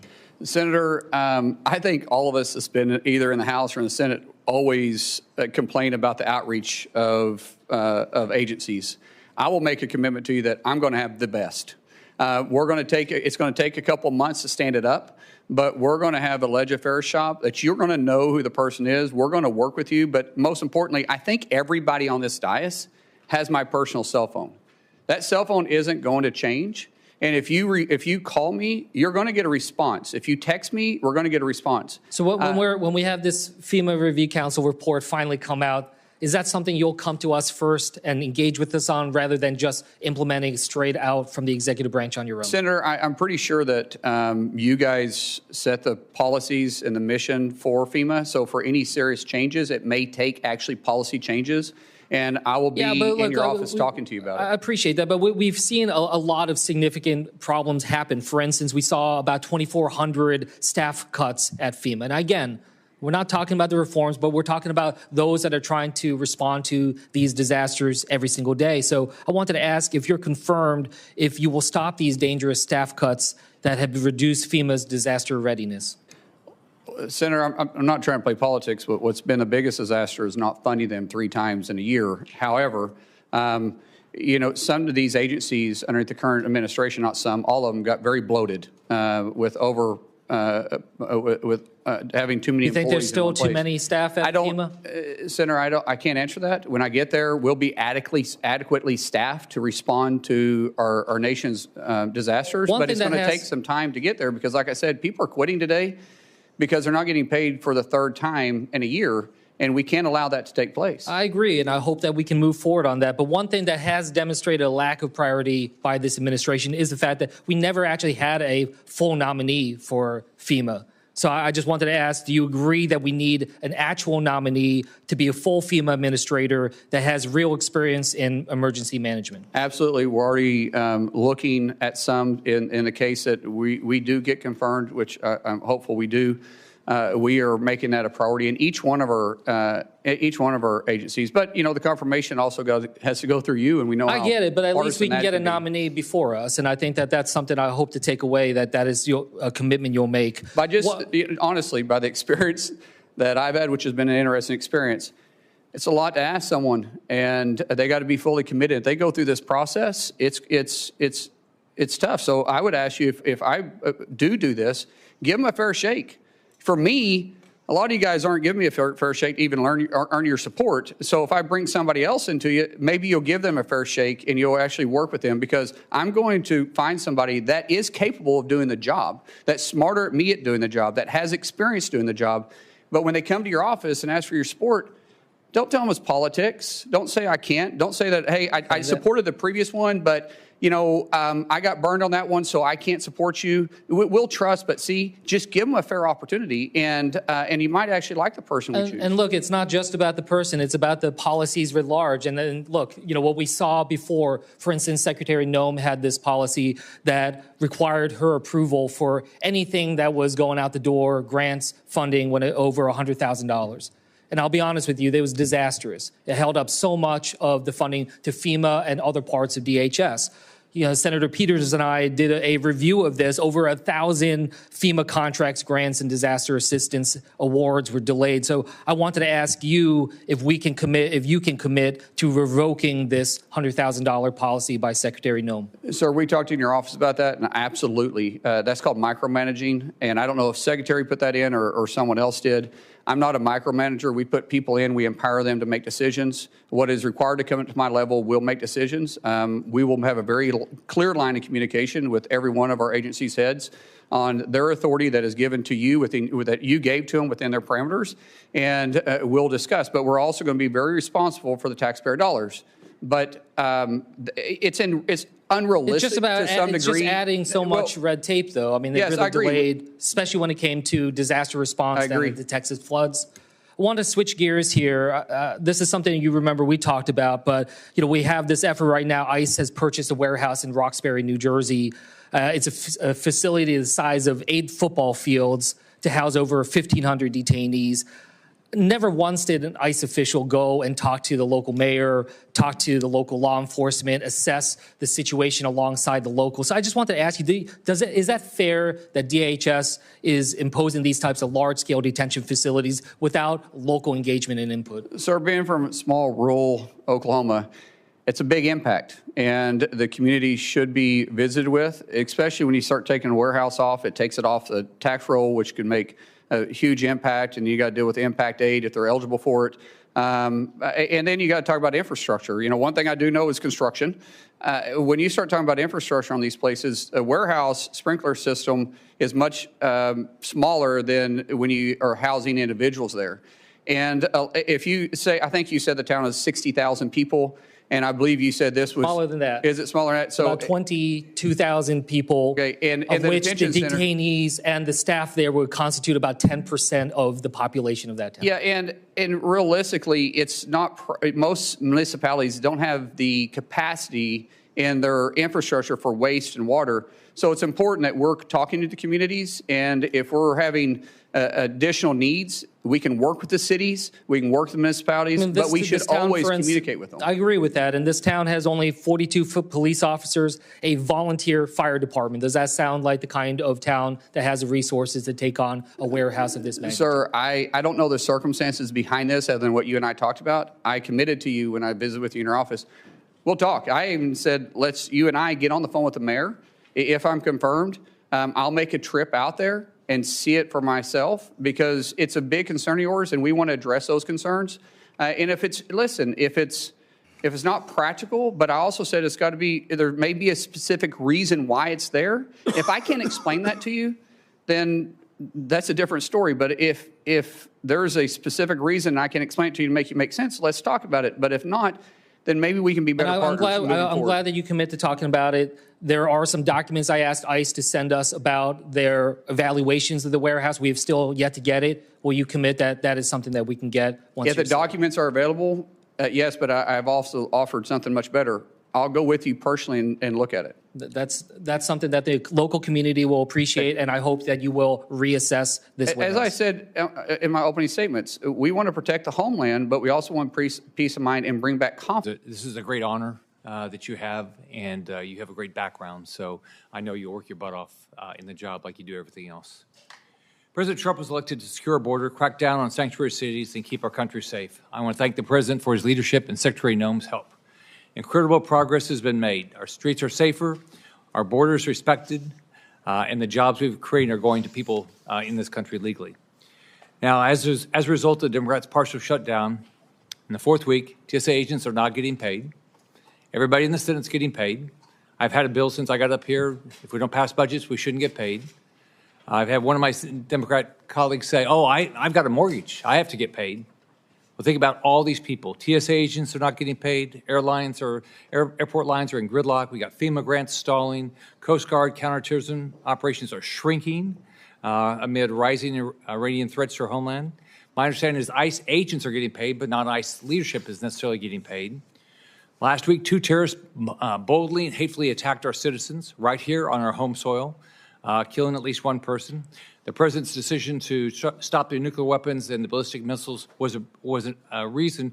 What he's doing is making sure we don't get these attacks on our soil. It was only as a result of brave actions of a class of future military officers, citizens, and law enforcement that stopped these tragedies. They could have been massacres. Still, even as Americans are losing their lives, my Democrat colleagues are refusing to fund DHS and give them what they need to uncover and stop plots like these and protect the lives of our families and neighbors. It seems like that's our job up here. So, Senator Mullin, how do you view Senate Democrats recklessly holding DHS funds hostage at the expense of our national security interests amid threats from Iran and its proxies? Senator, it's unconscionable. How can you sit there with a straight face and say that we're trying to take care of the American worker when you're choosing to not pay 260,000 people and you're affecting their families? We've heard the stories of families having to stand in charitable lines for basic needs or getting a loan. And like I said, this isn't the first time. We're a month into this. They just came out of a 43-day shutdown that they were probably just recovering from. And yet we're still going to sit there with a straight face and say it's not about politics? So in sanctuary cities, local authorities can decline ICE detainers, which means that criminals are released back into the community rather than transferred safely into ICE custody. First off, I can't imagine anybody elected that wants criminals back in their community, but that's happening. This creates opportunities for illegal fugitives to relocate or reoffend, like in the tragic murder of Kate Stanley.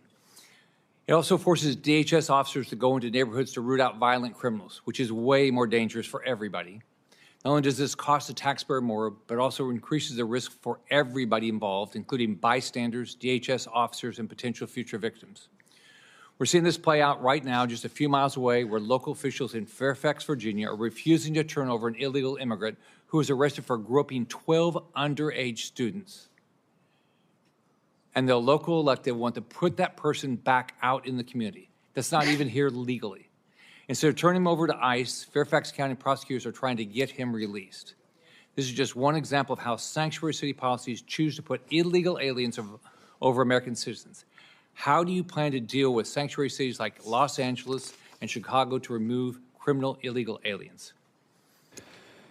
Sir, it's been a difficult conversation that's been had with these sanctuary cities.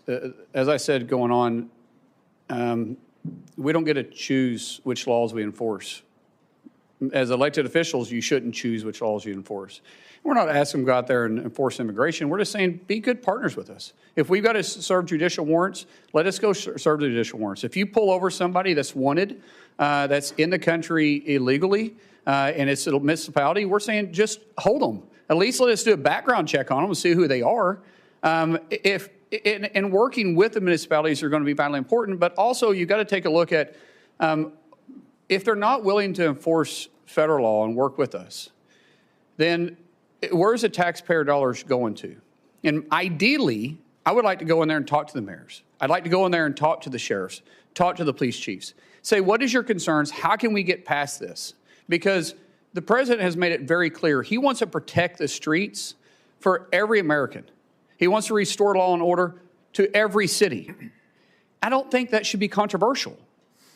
But some people have for political purposes, or maybe they didn't like the tactics. Either way, I find it really hard to believe that law enforcement in those communities don't want to do their job. So maybe we sit down and we just work it out. It's like I tell my wife all the time. Sometimes when she gets mad at me, and I'm right, she's wrong, by the way, but sometimes when she gets mad at me, I have to apologize because I simply say, that was a joke, by the way, for everybody that's married. But I have to apologize, and sometimes I tell her, I said, honey, it's a misunderstanding. We still love each other. We still want the best for our family. And these law enforcement, and I would even say these mayors, they still love their community. They still love their cities. They still love this country. So maybe it's a misunderstanding we can work by. And I'm going to start with that. That's what I'm going to start with. If we have to do something different, then we will, but that's where I'm going to start at. It's a misunderstanding, but we're going to force the nation laws and make sure we protect everybody in their city and hopefully work with them and never work against them. Senator Mullin, as Secretary of Homeland Security, do you have any ability to ban funding to sanctuary cities that ignore the federal laws meant to make citizens' lives safer, but then turn around and ask for federal money for added protection? Sir, that would be a last option, but at the end of the day, taxpayer dollars have to be used for the right purposes. And if people are refusing to enforce the nation's laws, then I think it's really hard to justify why we're sending them taxpayer dollars that are coming out of Oklahoma or coming out of Florida or coming out of Kansas or Arkansas when they're making that decision. But I will say that is not going to be my first or second or even third approach, but that would be my last resort. Right. Congratulations on your nomination. Good luck. Thank you. Senator Fetterman.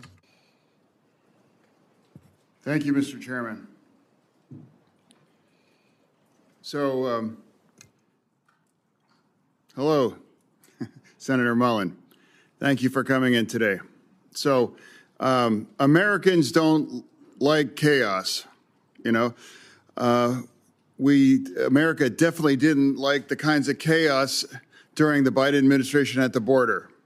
You know, as a Democrat, I was alarmed that there were up to 300,000 encounters at our border once a month. And that puts that in perspective. That's the size of Pittsburgh showing up at our border. And that's not sustainable, and that's not manageable, and it's making it possible for us to assimilate. And now if you care about immigration, as I deeply do, you can't possibly provide the American dream for people when the size of Pittsburgh showing up at our border once a month. That need to be brought under control. And that happened. I signed up that as a Democrat.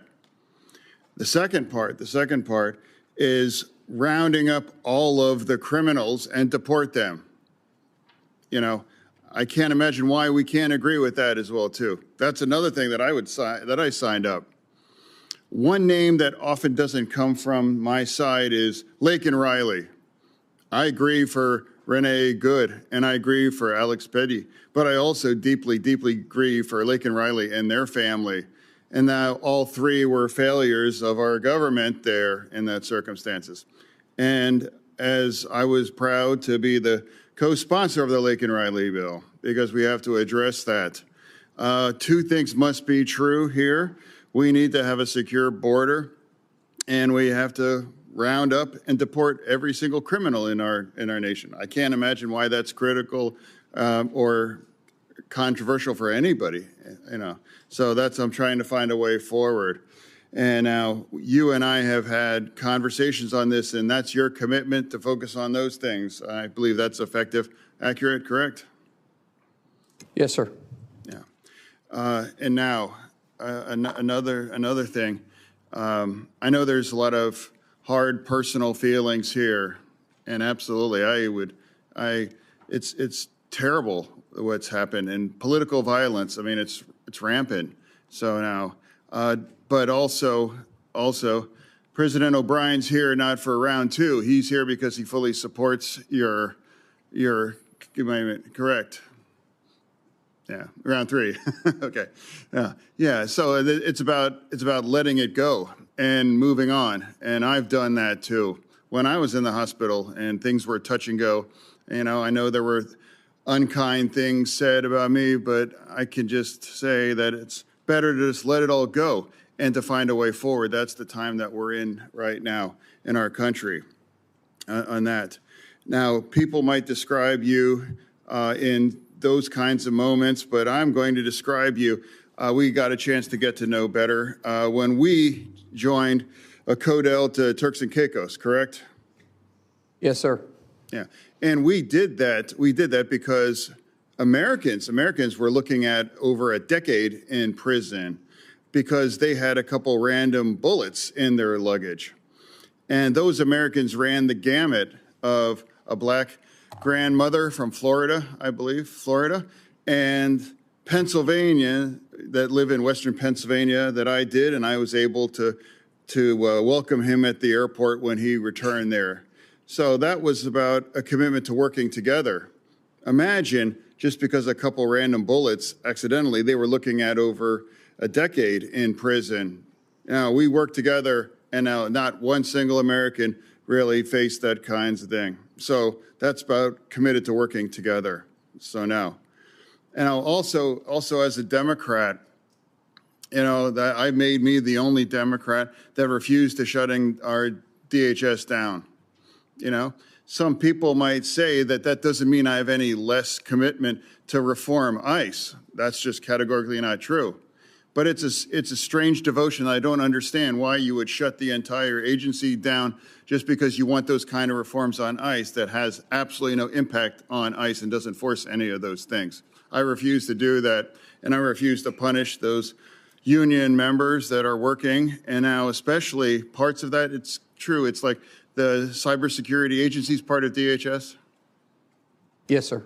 Yeah, and that's currently on the shutdown. And now 2 of the top agents of cyber attacks come from Iran and China. They must be elated to know that part is all shut down, because that's part of this shutdown that does not bring any reform to ICE. That I want any less than other Democrats, here. The difference is I refuse to punish and make our nation less secure part of that. So for me, I came here and I committed to come here with an open mind, and I'm going to continue to do that. And it's not going to be about gotcha moments. For me, it's about just saying my experience with you has been consistent kindness and professionalism. The first time I met, it was you and your wife behind you when I was here at the orientation here in the Senate. And even before you got the call for the big job, we were even discussing about getting together and having dinner as family. So that's an ongoing relationship, because that's also part of the fact here in this town. You got to get along and find a way to work together. And now we have to come at it and just let things go in the past for that. Finding a way forward, that's my responsibility to represent Pennsylvania. And for you, I just want to thank you for showing up. And now I'm going to engage, and I'm going to remain with an open mind throughout all this, as I made to my friend here. And I'm going to do that. So thank you for bringing your family here too. And I look forward to hearing for the rest of my colleagues' views on you. Thank you, Senator. Senator Ernst. Thank you, Mr. Chair. Thank you, Christy, for being here as well. Senator Mullin, I have to say, I'm just going to be blunt, very honest with you. I hope that the president is watching. I am going to say to the president, I am really upset that he has made your nomination. Why? Because I will be losing from the Senate one of the best friends that I have here, truly. But in that same accord, I am so grateful to the president for making your nomination to Department of Homeland Security. So we've had a lot of discussion here. I know, just as Senator Fetterman said, there are a lot of differences and opinions on the politics surrounding DHS. And Senator Fetterman mentioned that he grieves for all of those that we have lost, those protesters. We grieve the loss of young women, young men that we have seen at the hands of those that have migrated illegally into the United States of America. We grieve them all. And I think we can acknowledge that. And it's important that we do that. We're in really trying times right now. And one of the things that I want to focus on right now is the bipartisanship that you have had with so many members in the House, in the Senate, the relationships that you have outside of this body, because I think it's really important, because we get in the political fights all the time, and we're all trying to score points back and forth. Bipartisanship is not very sexy, but I think we need a lot more of it. So Josh Gottheimer was here today. I respect him so much. And the fact that you remain friends today is incredibly important. I noticed you also gave Joe Kennedy a shout out. So I sent him a picture I took of you from the dais because I know Joe really well as well. There are so many relationships that we have in this body, and I wish more people would see that we have those relationships. We carry them in our hearts. It means we're better people because we open our minds to listen. And to that point, I want to thank you, Mr. O'Brien, for being here as well. Because what started out as a very big difference between you and Mr. O'Brien, you found a way to both of you come together to share thoughts and ideas and turn something really good out of that discourse. And I think more people need to learn how to do that. And so to all my friends sitting here in the dais and those that are watching, is that this is how America works, where we're able to take differences and come together and not just shout at one another, but come together and figure out a way forward. That's what makes this country such an incredibly brilliant country, is that we can recognize those differences. So I want to talk a little bit about a trip that we took last year. So many folks know that you serve on armed services. I serve on armed services. We do congressional delegation visits.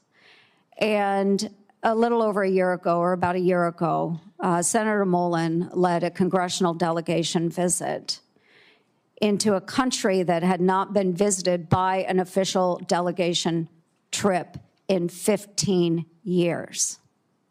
Along on that trip, I was also there. Chairman Smith was on this trip as well as Democrat Jimmy Panetta of California. We went to Syria. We sat down with the president there, al-Shara, for his first official visit from the United States of America. Now, a lot of people will say, he was a member of al-Qaeda. What are you doing sitting down with somebody that was a member of al-Qaeda? It's the same reason we sit down with people that we have differences with, is to find a way forward. So, Senator Mullin, I would like you to talk a little bit about that trip and why you believed it was important that we do that. Thank you. Thank you, Senator. You're right. The president of Syria wasn't really somebody we should have a lot of common ground with. And we actually talked about that. Him and I talked about that. Had a very blunt relationship about it. But the fact is, our world is different. And there's different leaders for different countries and different places. And you have to understand the region and the area they're in. We're not in the business of necessarily picking the leaders, but when we do, hopefully there's a way that we can work it out. And if you remember the president at the time, he said, when I was younger, I was fed a lot of propaganda. And I'm paraphrasing this. He says, but when I was in American prison in Iraq, He started looking at things different. And then he also went on to say, yes, I was affiliated with Al-Qaeda, but it's much like you guys being affiliated with Russia. It was interesting to me knowing how you went through the history. He said, it's much like you guys being affiliated with Russia and China and World War II, and look where you're at today. Sometimes in war, when we're fighting for our country, I left Iraq and came back and fought for Syria because that's my home. We have the most diverse population in the history of the world in Damascus. And I don't want the foreign influence. And after I got out, I realized my fight is for my country, not for this necessarily organization, but for me to get resources, for me to get fighters, for me to be able to fight for my country. And hopefully, even though he said I never planned on being president of the country. I was just wanting to get my home back. I find myself here. And he was very open. He says, I have made mistakes. And I said, I've made mistakes too. And I said, we're not perfect, but if we can work together to be a trust but verified. He says, I want a relationship with the United States. Mm-hmm. I want to have that relationship. That's not common for somebody with Al-Qaeda ties. That's somebody that says, yes, my past is my past, but I'm looking to the future. And I think we all have past. In past, we can learn from. We learn from successes and failures in our past. But if we can grab the past that we made a mistake on and say, yeah, that's a mistake, I'm not going to make it again, that's a lesson. That's where wisdom comes from. If you can also learn from your successes, then that's also where wisdom comes from, and that's considered someone that has the potential to be a leader. And I would rather work with those leaders like that than to continue to see the civil war that was going on, and in some cases still going on in Syria. Yes, and thank you. And I just use this because my time has expired, just to demonstrate how we all have such significant differences. We can come from different backgrounds, but I've been on a lot of congressional delegation visits, folks, a lot in the 12 years that I've been here. But to watch Senator Mullin lead this delegation and to be able to speak to someone that is far different than we are and bring our countries that closer together, I know that he will do that with every one of us serving in Congress. I know you will represent us very well. You will represent the administration very well. You will make our country safer. So thank you, Senator Mullin. Thank you, Christy, very much for your friendship as well. Thank you, Mr. Chair. Senator Slotkin. Thank you. Thanks for being here. Thanks for our conversation yesterday. I want to just actually add on to what Senator Langford was saying and just focus on the attack we had at a temple that's very close to my heart in Michigan, place I know well. Last week, we had an anti-Semitic attack meant to terrorize not just that synagogue, but the entire Jewish community. And I think the light is really blinking red. And that is the feeling for the Jewish community. And just as an objective statement, the Jewish community is 10 times more likely to be the victim of a hate crime than all other religious groups combined. That's not a political statement. That's a factual statement from FBI data. We talked about the need to work together. The Jewish community is spending about $1 billion a year privately securing their own institutions. No religious group should have to spend that amount of money that could be going to lots of other things on their own security in the United States of America. So I would just ask your help in reforming the nonprofit security grant program so it's agile, so you don't have to win the grant and then still do 100 pieces of paper, maybe even looking at a rapid reaction fund, but certainly asking for some sort of task force. I'm thinking about the community in Australia that went to the Australian government, the Jewish community, and said, we're seeing just a real uptick in threats. We're terrified. And then we have Bondi Beach and a very horrible thing. So can we just agree in public, again, on a bipartisan basis, to sit together to reform this program and figure out how we manage to the threat, because we're not hitting it right now? Senator, you have a wealth of knowledge from your service in the intel community, and you will know this issue probably better than me. And so I would welcome the opportunity to sit down and talk to you, figure out what we need to do. I know this is very personal to you, and that's great. We may have some differences on some political views, but this isn't one. You and I will be, laser focused and get this resolved if it's possible. But yes, I would absolutely welcome an opportunity to work with you on this. Great, I appreciate that. I think, in general, your position or your future position as Secretary of Homeland Security sits at like the fulcrum of these big issues we're having as a country, just big cultural issues. The use of law enforcement in our streets and where our rights begin and end, and then our elections, our democracy. And given the importance of that, I think it's important that we state really clearly where you are on those two issues.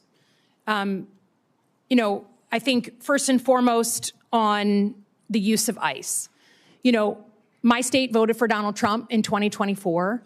A lot of people supported the president's immigration agenda, but then they watched with their own eyes, not filtered through a news source. They watched with their own eyes American citizens killed in their streets for protesting. They saw children caught in the crossfire and being tear gassed. They saw people randomly being pulled out of their cars and walking down the streets because they happened to look like they could be an immigrant and checked for their papers, which for many of us has a real history. They have seen law enforcement go into people's homes without a judicial warrant for a country that was invented because we were being oppressed by a foreign force that demanded entry into our homes. So you say you don't want ICE in the news. You say you want to rebuild trust. Your predecessor was fired because she couldn't manage that, and people had to go in and bring the temperature down. Can you, without other words, just state clearly what you'd be willing to do to fundamentally reform ICE and put into law to do so, since that trust is gone?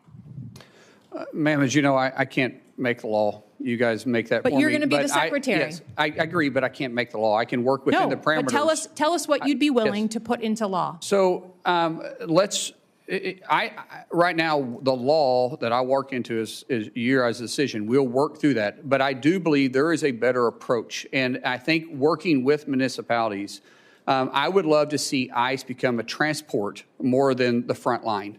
If we can get back into just simply working with law enforcement, we're going to them and we're picking up these criminals from their jail. One, we're going to reimburse them for having the person there. And have partnership is vitally important. I don't think there needs to be a law to change that. I think I can work within what is there. But there's an approach that can happen, but we got to have partners. Yeah, I understand. But we're not going to agree to this here, but I would just say the ability, the trust is gone, and not just with Democrats. That's why we're here. That's why your predecessor was fired. And there needs to be fundamental reform of this law enforcement agency. And I think that the public writ large is crying out for that. Let me turn to elections. Senator, let me turn to elections. The Department of Homeland Security has the mandate since the Obama era for securing our election infrastructure. That's an important job, and you'll be secretary. The president has continued to say that he won the 2020 election, even though there's been 60 court cases saying the opposite. He has said he wants to federalize the elections. He has said name-check cities, including Detroit. He has said voting machines are inaccurate. He has said in the State of the Union, I was on the Senate floor, paraphrase that if his side doesn't win in November, then the elections were rigged, which is exactly what he said 8 months before the 2020 election. You have your own history. You did not certify the 2020 election. There are people at the Department of Homeland Security, 3 people specifically, who are well-known election deniers now running election security functions. Who won the 2020 election? Ma'am, we know that President Joe Biden was sworn into office. He was the president for the last 4 years. But I do believe my job as Department of Homeland Security Secretary will be to make sure that we assure that the elections are fair and people can trust them. Does the federal government run the elections process, or do states? It's very clear in the Constitution that The states control state elections, and then there is some federal oversight that's on it, but the federal government can set some standards. So if you're talking about the Save American Act, requiring you, which is within the Constitution, by the way, requiring individuals to be citizens of the United States, I don't think it's too much to ask somebody to prove they're a citizen of the United States. That's to vote not what in a we're federal talking about. election. I'm talking about administering the elections. If you are Secretary of Homeland Security, do you feel you have the authority to put uniformed officers at polling locations in 2026? Ma'am, we said this in your office. The only reason why my officers would be there if there was a specific threat for them to be there, not for intimidation. And So I said even though we would be able didn't to need share it that. during World War II, we didn't need it during Vietnam or the War on Terror, we never had to put uniformed military there. Now, you feel that there's going to be a reason that there's going to be an armed threat to the United States that you No, need to ma'am. potentially be there? I can't sit there and guarantee hypothetically of what threat would be and not. I'm not putting military. That's not within my purview. Uniformed Yes, officers. but if there is a threat, a specific threat, say it's in a Jewish community, and there is a threat that's specific to that polling area, then we will work with local law enforcement. There'll be a reason for us to be there, and it'll be known why we're there. I think the reason you're here and not Kristi Noem is because Americans trust their local law enforcement now way more than they trust ICE. So I would just say if we ever get to the point where you are being asked to put armed ICE officers at polling locations, we have lost the plot as a country. We have fundamentally lost it. And until I hear someone tell me that this man, President Trump, will actually allow us to have a free and fair election, there is zero trust here, and I cannot trust that he won't try and steal it. Again, I yield back. Senator Moody.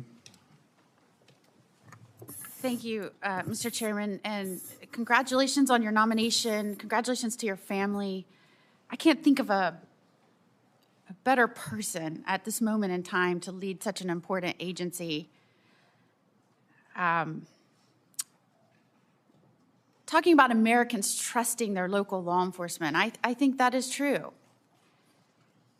I think that's one of the reasons, as the Attorney General in Florida, I worked so closely with our law enforcement, our local law enforcement, to make sure we were triaging our resources and going after really bad people that wanted to harm our community in a way to make our state safer. And part of doing that is we supported them. We made sure that they had resources, they had more the support behind them. They knew that we had their backs. I'm proud that Florida was the first state to have every single county sign up to work with the federal government, because we were dealing with an unprecedented situation following the last administration where you had people working with radicals in that administration to destroy the border, roll out a welcome mat to everyone, and has left our nation reeling from an unprecedented surge of people we don't know who are here, many of which, before they even got here, had committed crimes and have committed crimes since. The way to recover and shore up our communities is to work with, in partnership, local law enforcement who have an expertise in their communities. And it is disheartening to me, not just as a former attorney general or as a former prosecutor, but as the wife of a law enforcement officer and someone that worked very closely with them, it wrecks me to hear them refer to law enforcement in general, especially some of the men and women that serve currently in the Department of Homeland Security, as breaking into people's homes and shooting Americans. And I think we can all acknowledge that we want law enforcement to meet professional standards, to act with the public safety in mind, to comply with the law. But we do not have to disparage an entire profession of men and women who put their lives on the line for you and for everyone in this room, and said that they were going to dedicate their professional careers to stand on that line and put their safety behind yours.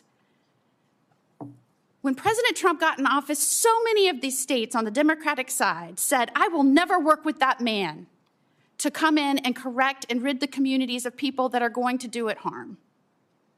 We won't. In Minnesota, the first thing they said, I will never help that person. I won't lift a finger, the Attorney General said. So in Florida, where you have 67 out of 67 counties signing up, tell me what I can do to help you. In Minnesota, they had like 7 of 87. Does that surprise anyone? No, because their state leader said, we will not help you. We will not go after the most dangerous in our communities. Have at it. See how it goes. We won't lift a finger. And when the administration says we are dealing with an unprecedented situation, 11 to 20 million people, that's never happened in the history of our country, how do we do this? We need to make sure we're focusing on triaging and getting people out that we know may do harm to our communities. They're like, what are you talking about? You can't have quotas. They won't talk about the quotas where they said we're put to Border Patrol, push more and more and more and more in.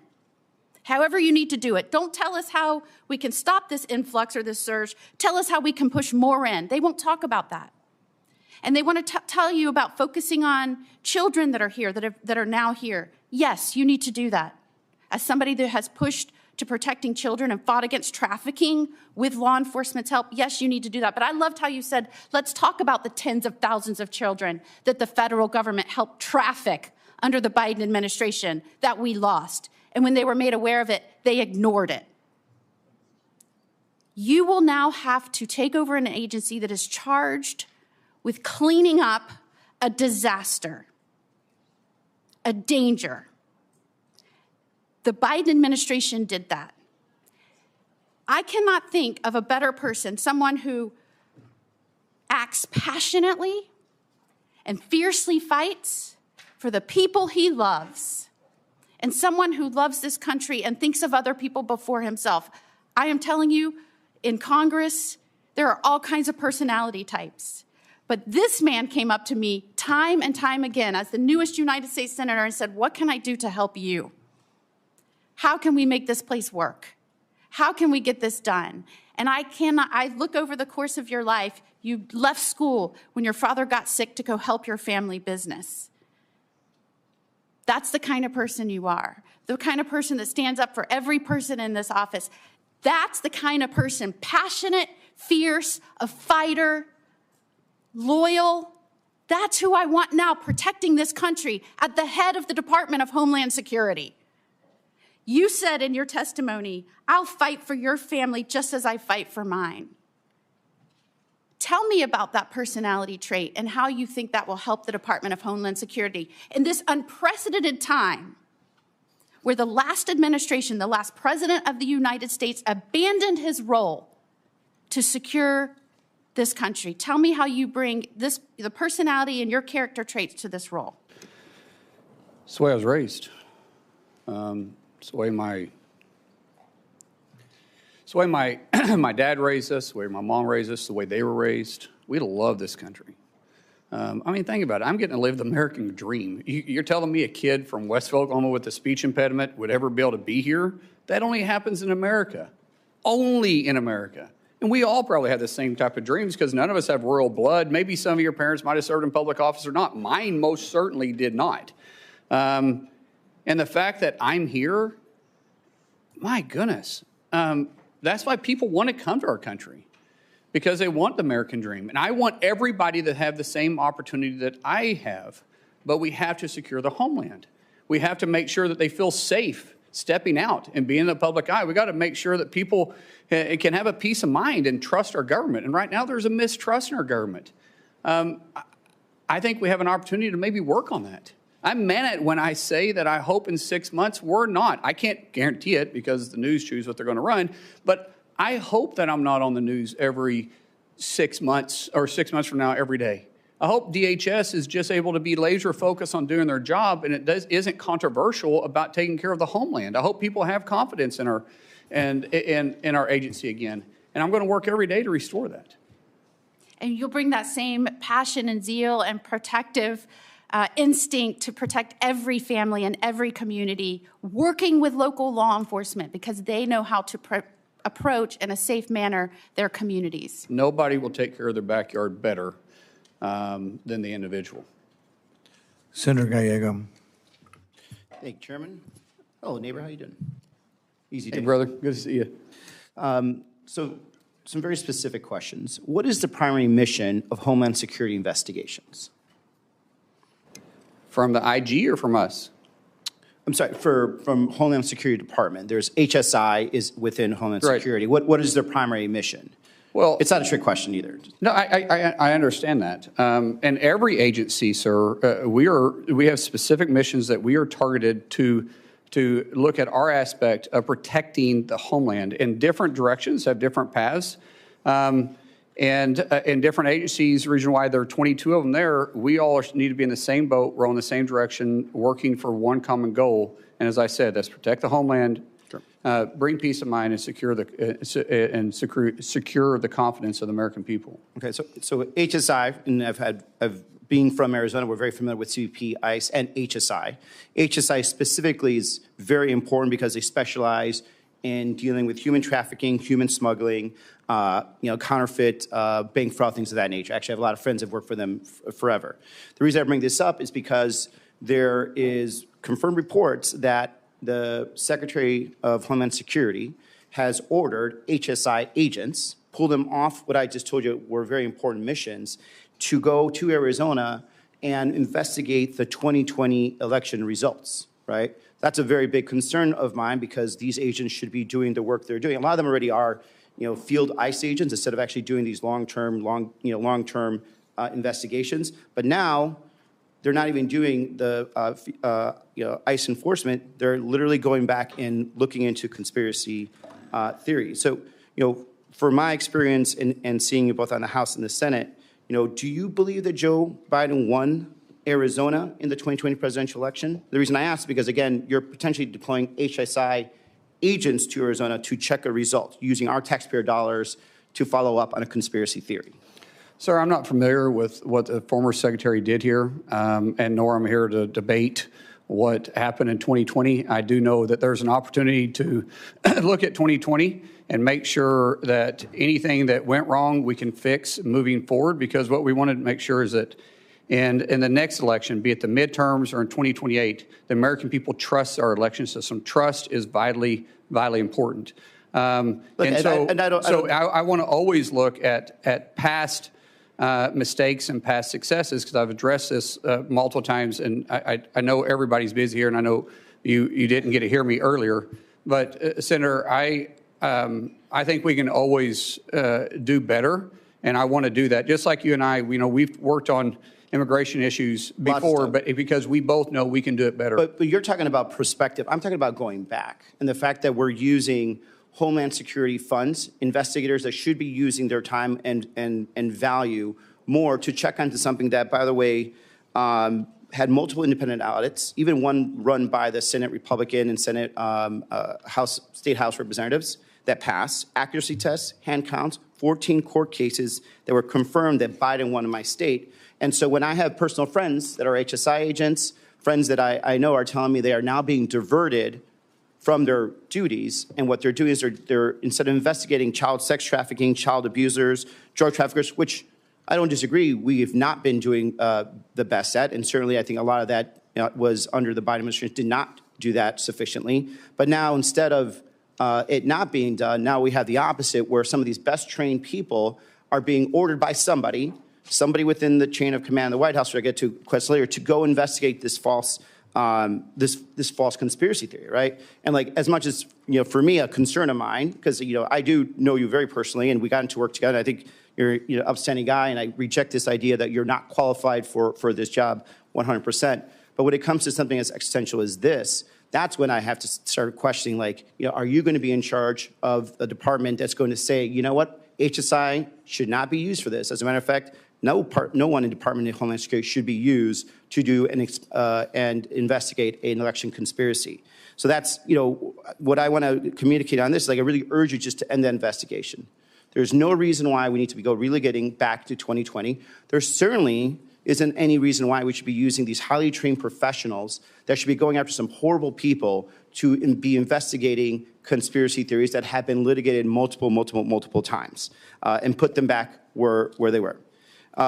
Moving on from there, my other concern is something that I saw, with the previous secretary, And something that I've seen in myself in my time in the Marines is that a chain of command is very important.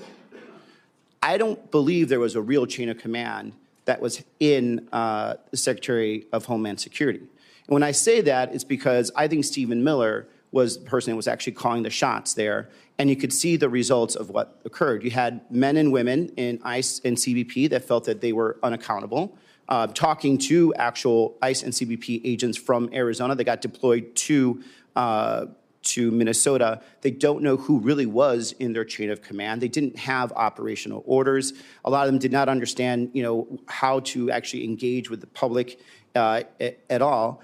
And when there was a point of who is responsible for making decisions, they could not figure out if it was Miller or if it was Secretary Noem and her deputies. They couldn't figure out if there were quotas versus there are quotas. Now we know that there are quotas. This is the problem. Is I want to make sure that if you're there, you're in charge and not Stephen Miller. Sir, the President has nominated me to be Secretary of Homeland, and I'll take full responsibility for that. Chain of command is important. I believe in empowering people to make decisions, but I will still be talking to the President on a regular basis. And any policy that is within my realm of authority that you guys give us, if the President wants us to look at it, we'll look at it because I serve at his discretion. Yeah. One thing I don't know if it's been mentioned here, you probably would be the only second Native American in the history of the country to be a cabinet member, which I appreciate. And you know that I also do a lot of work with our Native American communities, the 22 federally recognized tribes in Arizona. And the one concern I also have is that when it comes to building some of these installations on the border, there has been very, very little to no tribal consultation, especially with some of our border tribes, the Totowa O'odham Nation, where we are building walls in areas that doesn't have much like ESL. So I have problems with the English once in a while too. There's a border wall that is going through tribal land that is in very sacred land that is not crossed and used significantly by human smugglers. It's important that DHS actually speak to these communities. They actually have programs that they do where they actually are working with DHS and local law enforcement to stop illegal smuggling called Shadow Wolf program that DHS supports. But this last administration in DHS did not talk to them whatsoever. Did not talk about, did not even give the vague idea of tribal consultation, and now they're just building into some areas that has, unfortunately, some burials of some of their the people from their tribe. And so I think it's important that we reestablish tribal sovereignty, and I hope because of your background you'll understand and appreciate that. I respect tribal sovereignty, and there's a lot of technology. Now, we do have a job to secure the border, but we will work with tribal nations because there's other ways to have a physical barrier where you can have technology there too. And I don't think anybody would complain about that. But yes, my background. We have worked on tribal issues a lot, and I appreciate your passion. And I have a lot of good friends in Arizona with tribes that have that we've been able to have good relationships with. And these tribal nations would absolutely work with you as long as they felt that there was the respect and also respect for the land, because we have a history of that. And Mr. Chairman, I'm up. I can. We're going to come back around if you have a question. Thank you. Senator Hawley. Thank you, Mr. Chairman. Senator Mullin, welcome to the committee. I see you have some supporters with you today. Chairman Smith, good to see you. My friend Sean O'Brien is here. I want the record to reflect that my money was always on O'Brien. I just want that noted. I want it noted for the record.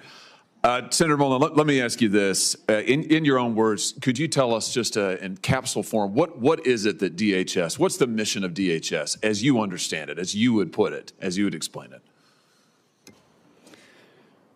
Quite simply, it's simple: to protect the homeland. Very good. To protect the homeland. Okay, let me ask you this. 10 days ago, there was a shooting at Old Dominion University that left one person dead, 2 people critically injured. The gunman had potential terrorist ties. Is this a good time for the Department of Homeland Security to be shut down and unfunded? It's the worst time, and keep in mind, we just came up a 43-day shutdown, and this is the 3rd time in a year, and it's devastating to the morale of the men and women we have tasked to take care of all of us, all the homeland, regardless if it's a blue state or it's a red state. we have to look at it all the same, and they have that mission mindset, but they don't have the pay to follow it up. A few days before that, 2 individuals attempted to detonate bombs in New York City in a way that would cause mass civilian casualties. Both of those individuals have potential terrorist connections. In light of that, is it a good time for DHS to be shut down? Sir, I think with the current conditions, this is the worst time we could possibly do it. A few days before that, in Austin, Texas, 3 people were fatally shot outside of a bar there when a gunman opened fire in the early hours of a Sunday morning. That gunman also had potential terrorist ties, and yet DHS is shut down. Just a week ago, a gunman loaded his truck with incendiary devices and rammed it into the Temple Israel Synagogue outside Detroit, Michigan. As I'm sure you know, 40 law enforcement officers, 40, had to get emergency medical attention. It's a miracle. By the grace of God, nobody was killed except for the gunman. But 40 individuals had to get medical attention, and yet DHS is still shut down. Let me just ask you this. Law enforcement dangers. I think I've got a poster that'll go up behind me here. In the last year alone, we have seen an 8,000% increase in death threats to law enforcement, a 1,300% increase in assaults, a 124% increase in vehicular attacks using a vehicle, against a CBP law enforcement. Now, in light of this, is it a good time for DHS to be shut down? Sir, it's a horrible time. Let's talk about children. Let's talk about the dangers to children. The National Center for Missing and Exploited Children estimates that there are 20.5 million reports of suspected online and child exploitation. That includes almost 20 million reports of child pornography, 546,300 reports of online enticement of children for sexual acts, and 27,000 reports of child sex trafficking. Is it a good time for DHS to be shut down? No, sir. Let me ask you if you've seen this poster that I'm about to put behind me. Have you ever seen this before, Senator? I don't believe so. There's no reason you should have. I was introduced to this material by Tim Tebow, the Heisman Trophy winner, who now spends a lot of his time trying to help work with child victims of sex abuse. This poster reflects every individual IP address in the United States in about a 1-month period that was sharing, distributing, posting, or trading child sex abuse material or child pornography of some form. You want to guess how many points there are on that map? It makes me sick. I have no idea. 338,000. That's just a 1-month period. Now, can you see any blue dots on that map, Senator Mullin? Yes, sir. Yeah, there's very, you got better eyes than I do. I mean, there's like very few of them. I'd be surprised if anybody in the audience could see them. The blue dots are the number of investigations that are open. Look at the red dots, 338,000. Look at the blue dots, you can hardly see them. Why would that be? Because in the best of times, the Department of Homeland Security has only 10 HSI agents who are fully dedicated to doing this. It's all Congress has given you, 10. Right now, none of those are funded. Is this a good time for the Department of Homeland Security to be shut down? I think any parent can look at that and it makes you sick, especially with teenage daughters like myself. That's scary. We have to focus on this. It's very scary. That's exactly right. I'm glad to hear you say that. The Biden administration and your predecessor in this role, Alejandro Mayorkas, lost track of 450,000 children who were trafficked across our border over a 4-year period. 450,000 children. It's the biggest child trafficking ring that was set up under the last administration in the history of this country. The president has been doing a tremendous job. They found in the last year over 145,000 of them. That leaves almost 300,000 who are still missing. And yet the Department of Homeland Security is unfunded and shut down. Let me just ask you again, does it seem like a good time for that? No, sir.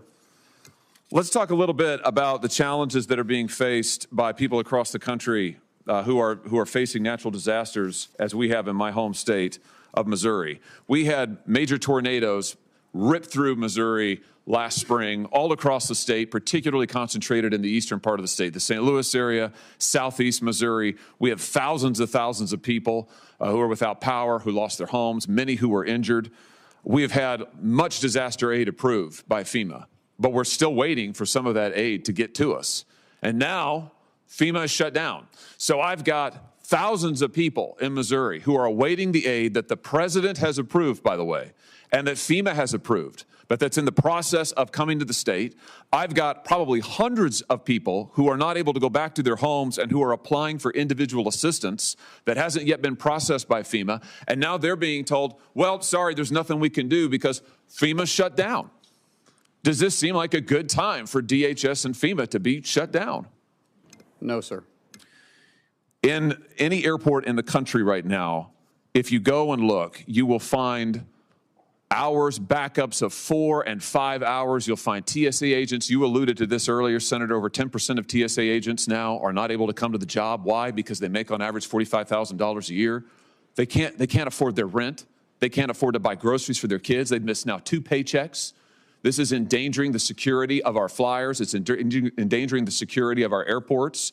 This is a terrible time for DHS to be shut down. Here's my point. Whether we're talking about children who are missing, whether we're talking about the situation against our law enforcement officers, whether we're talking about the dangers to the homeland, we are involved in a major conflict overseas. This nation's homeland needs to be secured, and yet my friends across the aisle have shut down the Department of Homeland Security. They have defunded every agency we just talked about, and I just want to ask them, how long is it going to take? How long are these children going to have to wait in exploitation? How many more are going to have to go missing? How many TSA agents are going to be able to afford to put food on the table for their children? How long are the people of St. Louis and Southeast Missouri going to have to wait to get back into their homes before we can finally have a vote to reopen the Department of Homeland Security? It is long past time. I welcome your nomination. You're going to be a terrific leader of Homeland Security. I can't wait to see you there. But it's time for this Congress to do its job and fund DHS and protect the homeland of the United States of America. Thank you, Mr. Chairman. All right, thanks, everybody. We are going to do another round of questions. I want to let anybody ask a question that wants to ask a question, but I really don't want to give everybody 7 more minutes. I want to kind of keep it to pressing questions. We'll start on the Republican side. Does somebody have a pressing question they didn't get to ask or would like to ask? I'll use back. Anybody else? Senator Ernst. Yes, thank you. Again, Senator Mullin, I truly appreciate you being here. And I do want to ask some questions. I do want to follow up. So many people have pointed out the various departments that exist and are not being funded under DHS. So we have a really, really significant anniversary coming up this year. So most people will think it's our nation's 250th, which is extraordinary. But the other significant anniversary that has impacted so many of us, especially those of us that have served in uniform, significant anniversary, the 25th year of September 11th, 2001. So right now, we are currently in our 32nd day of the Department of Homeland Security being shut down. We have men and women serving in TSA, in FEMA, in the Coast Guard, Secret Service, in the Cybersecurity and Infrastructure Security Agency, all of them under DHS, not being funded. Now, I just heard in the first round of questions, one of my colleagues on the left say, this has nothing to do with ICE. They are funded. If it has nothing to do with ICE, why are we not funding these agencies that protect Americans? Especially as we're coming up on the 25th anniversary of September 11th this fall. It's a significant anniversary. I hope never to repeat it. But the fact of the matter is that there is a greater possibility of September 11th happening all over again because we are not properly funding the men and women that protect our homeland. So I don't want to hear folks say it has nothing to do with ICE, because I do believe when we get into the politics of this, it is about ICE. It is about ICE. So I would love for my friends on the left to acknowledge it's about ICE, but acknowledge that protecting our homeland is much more important than the politics of this. So, yes, question. Senator Mullin, do you think it's time to set aside the partisan politics and partisan games and fund DHS as a whole so that the department can be fully functioning to protect Americans, especially as we are approaching this fall, the 25th anniversary on one of the greatest attacks that we have ever seen on our homeland? Yes, Senator. I look at this as a political theater that we're playing games with, and we're risking people's lives, and we're disturbing people's lives. As I stated earlier, we have 280,000 employees in DHS that's still on the job, still working, still keeping us safe without pay. I don't know how in good conscience you could sit there and think that's okay. It is not okay, and I look forward to your leadership at Department of Homeland Security. Thank you, Senator Mullin. I yield back. Senator Peters. Yeah, I have a couple of questions for Yes, you, Senator Mullin. But before that, I just want to clarify what we're hearing about funding for Homeland Security. I think the political theater has been on the Republican side, because there is really no debate with any of my Democratic colleagues that we need to fully fund FEMA, that we need to fully fund the Coast Guard. We need to fully fund CISA, to fund all of those other areas. The TSA folks all should be fully funded. But unfortunately, my Republican colleagues who control the floor, you are in the majority, you determine which bills go on the floor and which ones are up for a vote. The way we can do that so we don't have a floor vote is we can go and move by unanimous consent and move a bill and say, is there anybody that objects to this bill? And if they don't object, it immediately is passed. That's the procedure. So folks at home watching this, we have bills that will immediately pass and could pass today. We have put on the floor bills to fully fund TSA. And my Republican colleagues have objected. I heard all this support for TSA today, so I hope you tell your colleagues don't object to the TSA funding bill. Please don't do that. We could pass it today. God, that would be great. But we heard a lot of theater, all this stuff. FEMA, pass it today. Coast Guard, pass it today. CISA, cybersecurity, pass it today. So as the nominee for Homeland Security, I would hope you would tell your colleagues, boy, this is really important. Don't object to the bill that allows us to pay for this.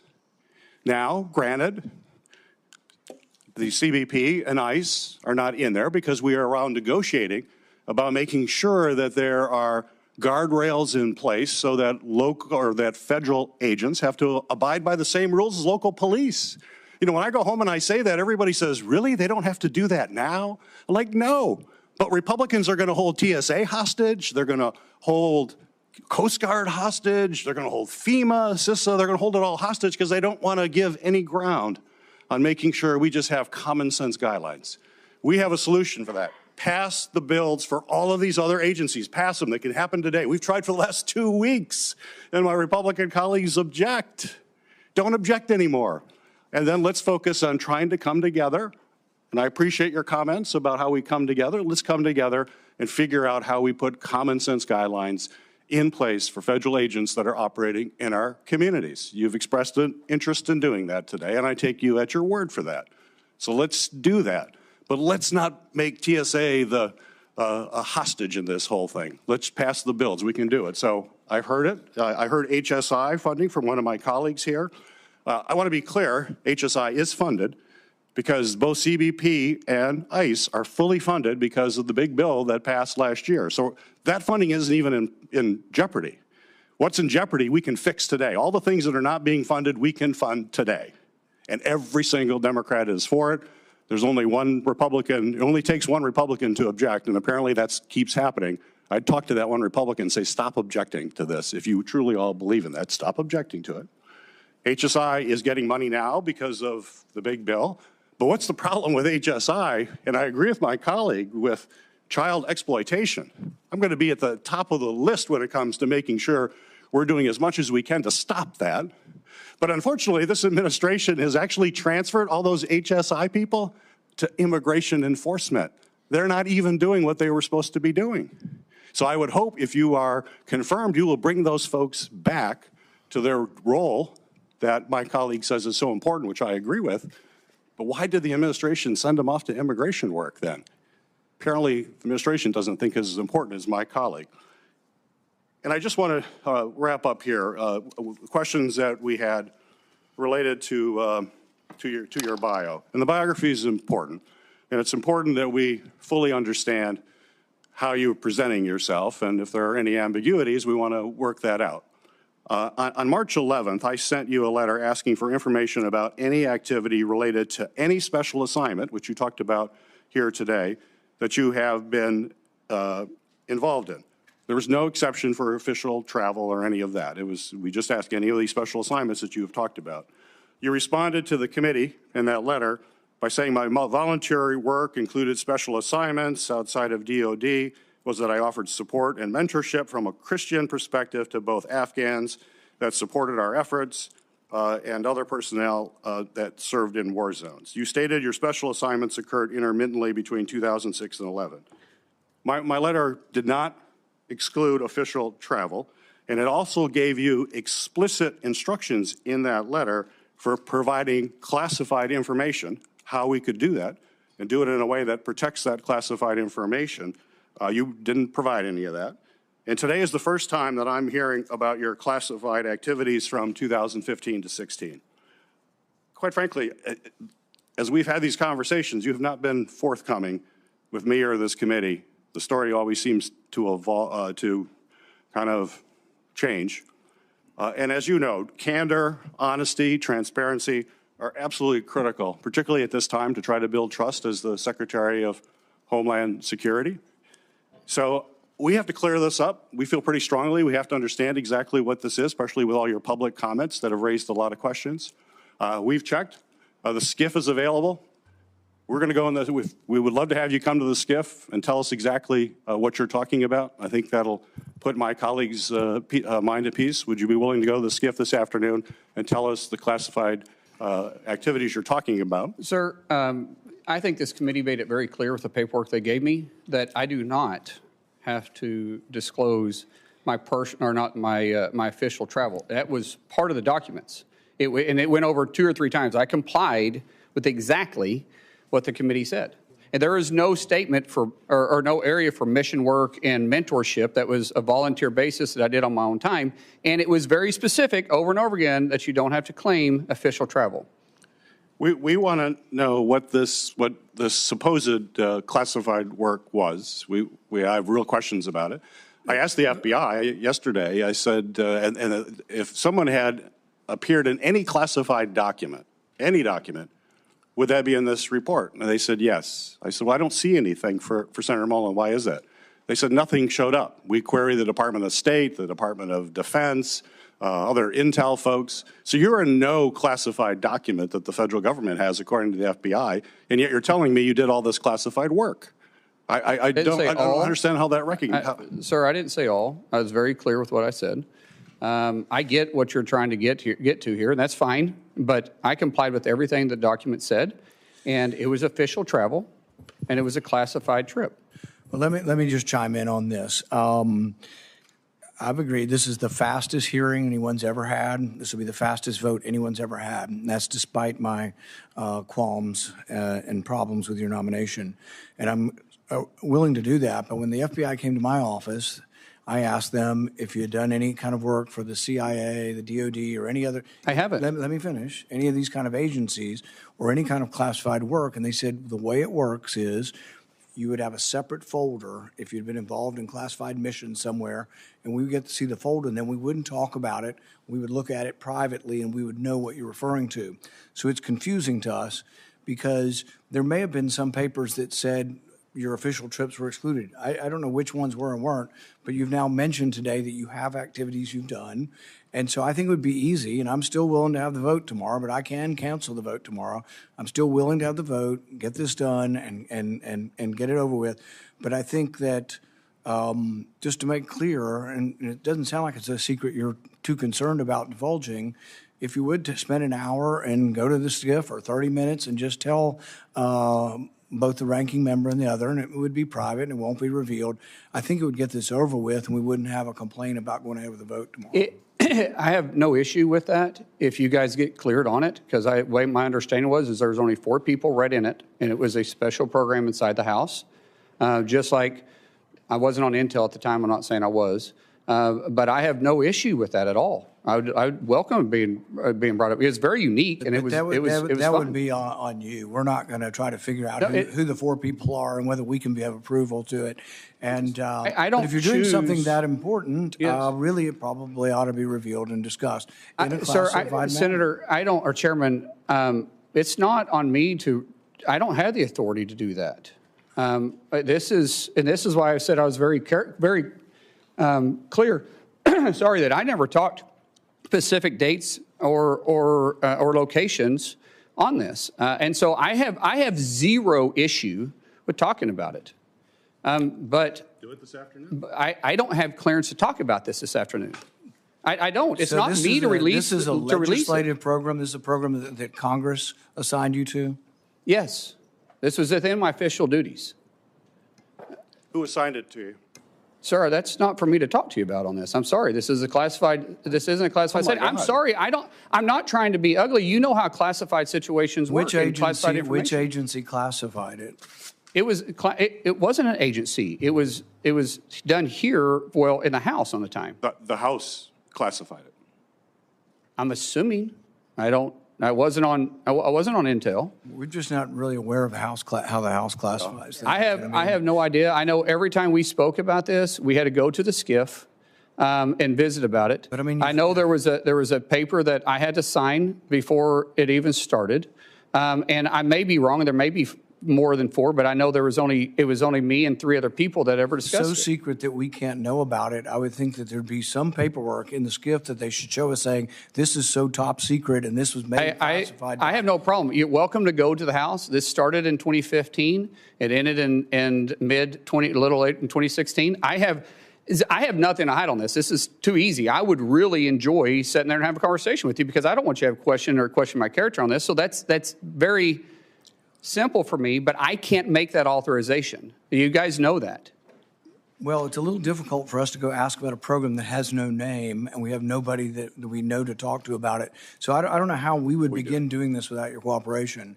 But I'm willing to cooperate. I'm willing to hold the vote tomorrow, but you brought this up, that you were on a super secret mission that you can't tell us No, I did not say super secret, sir. I said it was classified. That only 4 people know? Well, no, I only know if there was 4 people. There was maybe more people that understood it, but I know there was only 3 people plus me that was ever in the meeting. And so as far as I'm concerned, only 4 people was read in on this. So you were on the Intel committee? No, not at the time. No, sir. I was on the Intel committee after that. What committee were you on at the time? You got to think about 10 years ago. Energy and Commerce. So it was an Energy and Commerce top secret effort. Senator, I know what I'm getting upset about a little bit here is that your tone that you're saying that in a condescending way. I did what I was asked. I'm trying to find out who we would talk to. Sir, I told you exactly what happened here. I was not required to disclose this on any official travel. Your documents are very, very clear on that. So I don't know what else you want me to say. You said you can go find out. Go find out. And then when you guys say it's good for me to talk to you, I'll be happy to talk to you about it. I can't talk specifics. If you want to talk about in general ideas, let's go down and talk in the SCIF. I'm okay with that. But I can't get into the necessary specifics or who made the decision to do it. But I can talk in general, and I'll be very, very glad to do that with you. And even Senator Langford, I know, is on Intel. He can come down with us and visit with us about it. I'm no issues with that at all. Perfectly clear and okay with it. But it's not for me to release this. So if you guys want to do that, we can leave here, go down there and talk about Did it. this mission involve exchange of fire? It wasn't a mission. It was an official travel with specific deals or for specific fact finding, just like any official travel is, that they wanted clarification on. And so, like I said, be happy to talk to you about it if you guys want to. And it was in a conflict zone? Sir, once again, I'm not talking about specific details or dates because we've revealed that this was a classified situation. Now I'm not going to talk about because anything I've talked about in the past wasn't referencing any of this, but I'm definitely not going to get into it now. It's talking about specific dates or details. We would have no way of exploring this unless you were willing to cooperate on. I don't know, Chairman. I don't know what else you said. What else you want me to do? I said I will go down there and talk about this with you in a skip, but I can't give the specific all the specific There's no details. reason to think that somehow we're not qualified to look at classified information. And so the thing is we would. There is a lot of programs out there, Chairman, that you know is based on a need to know. Right.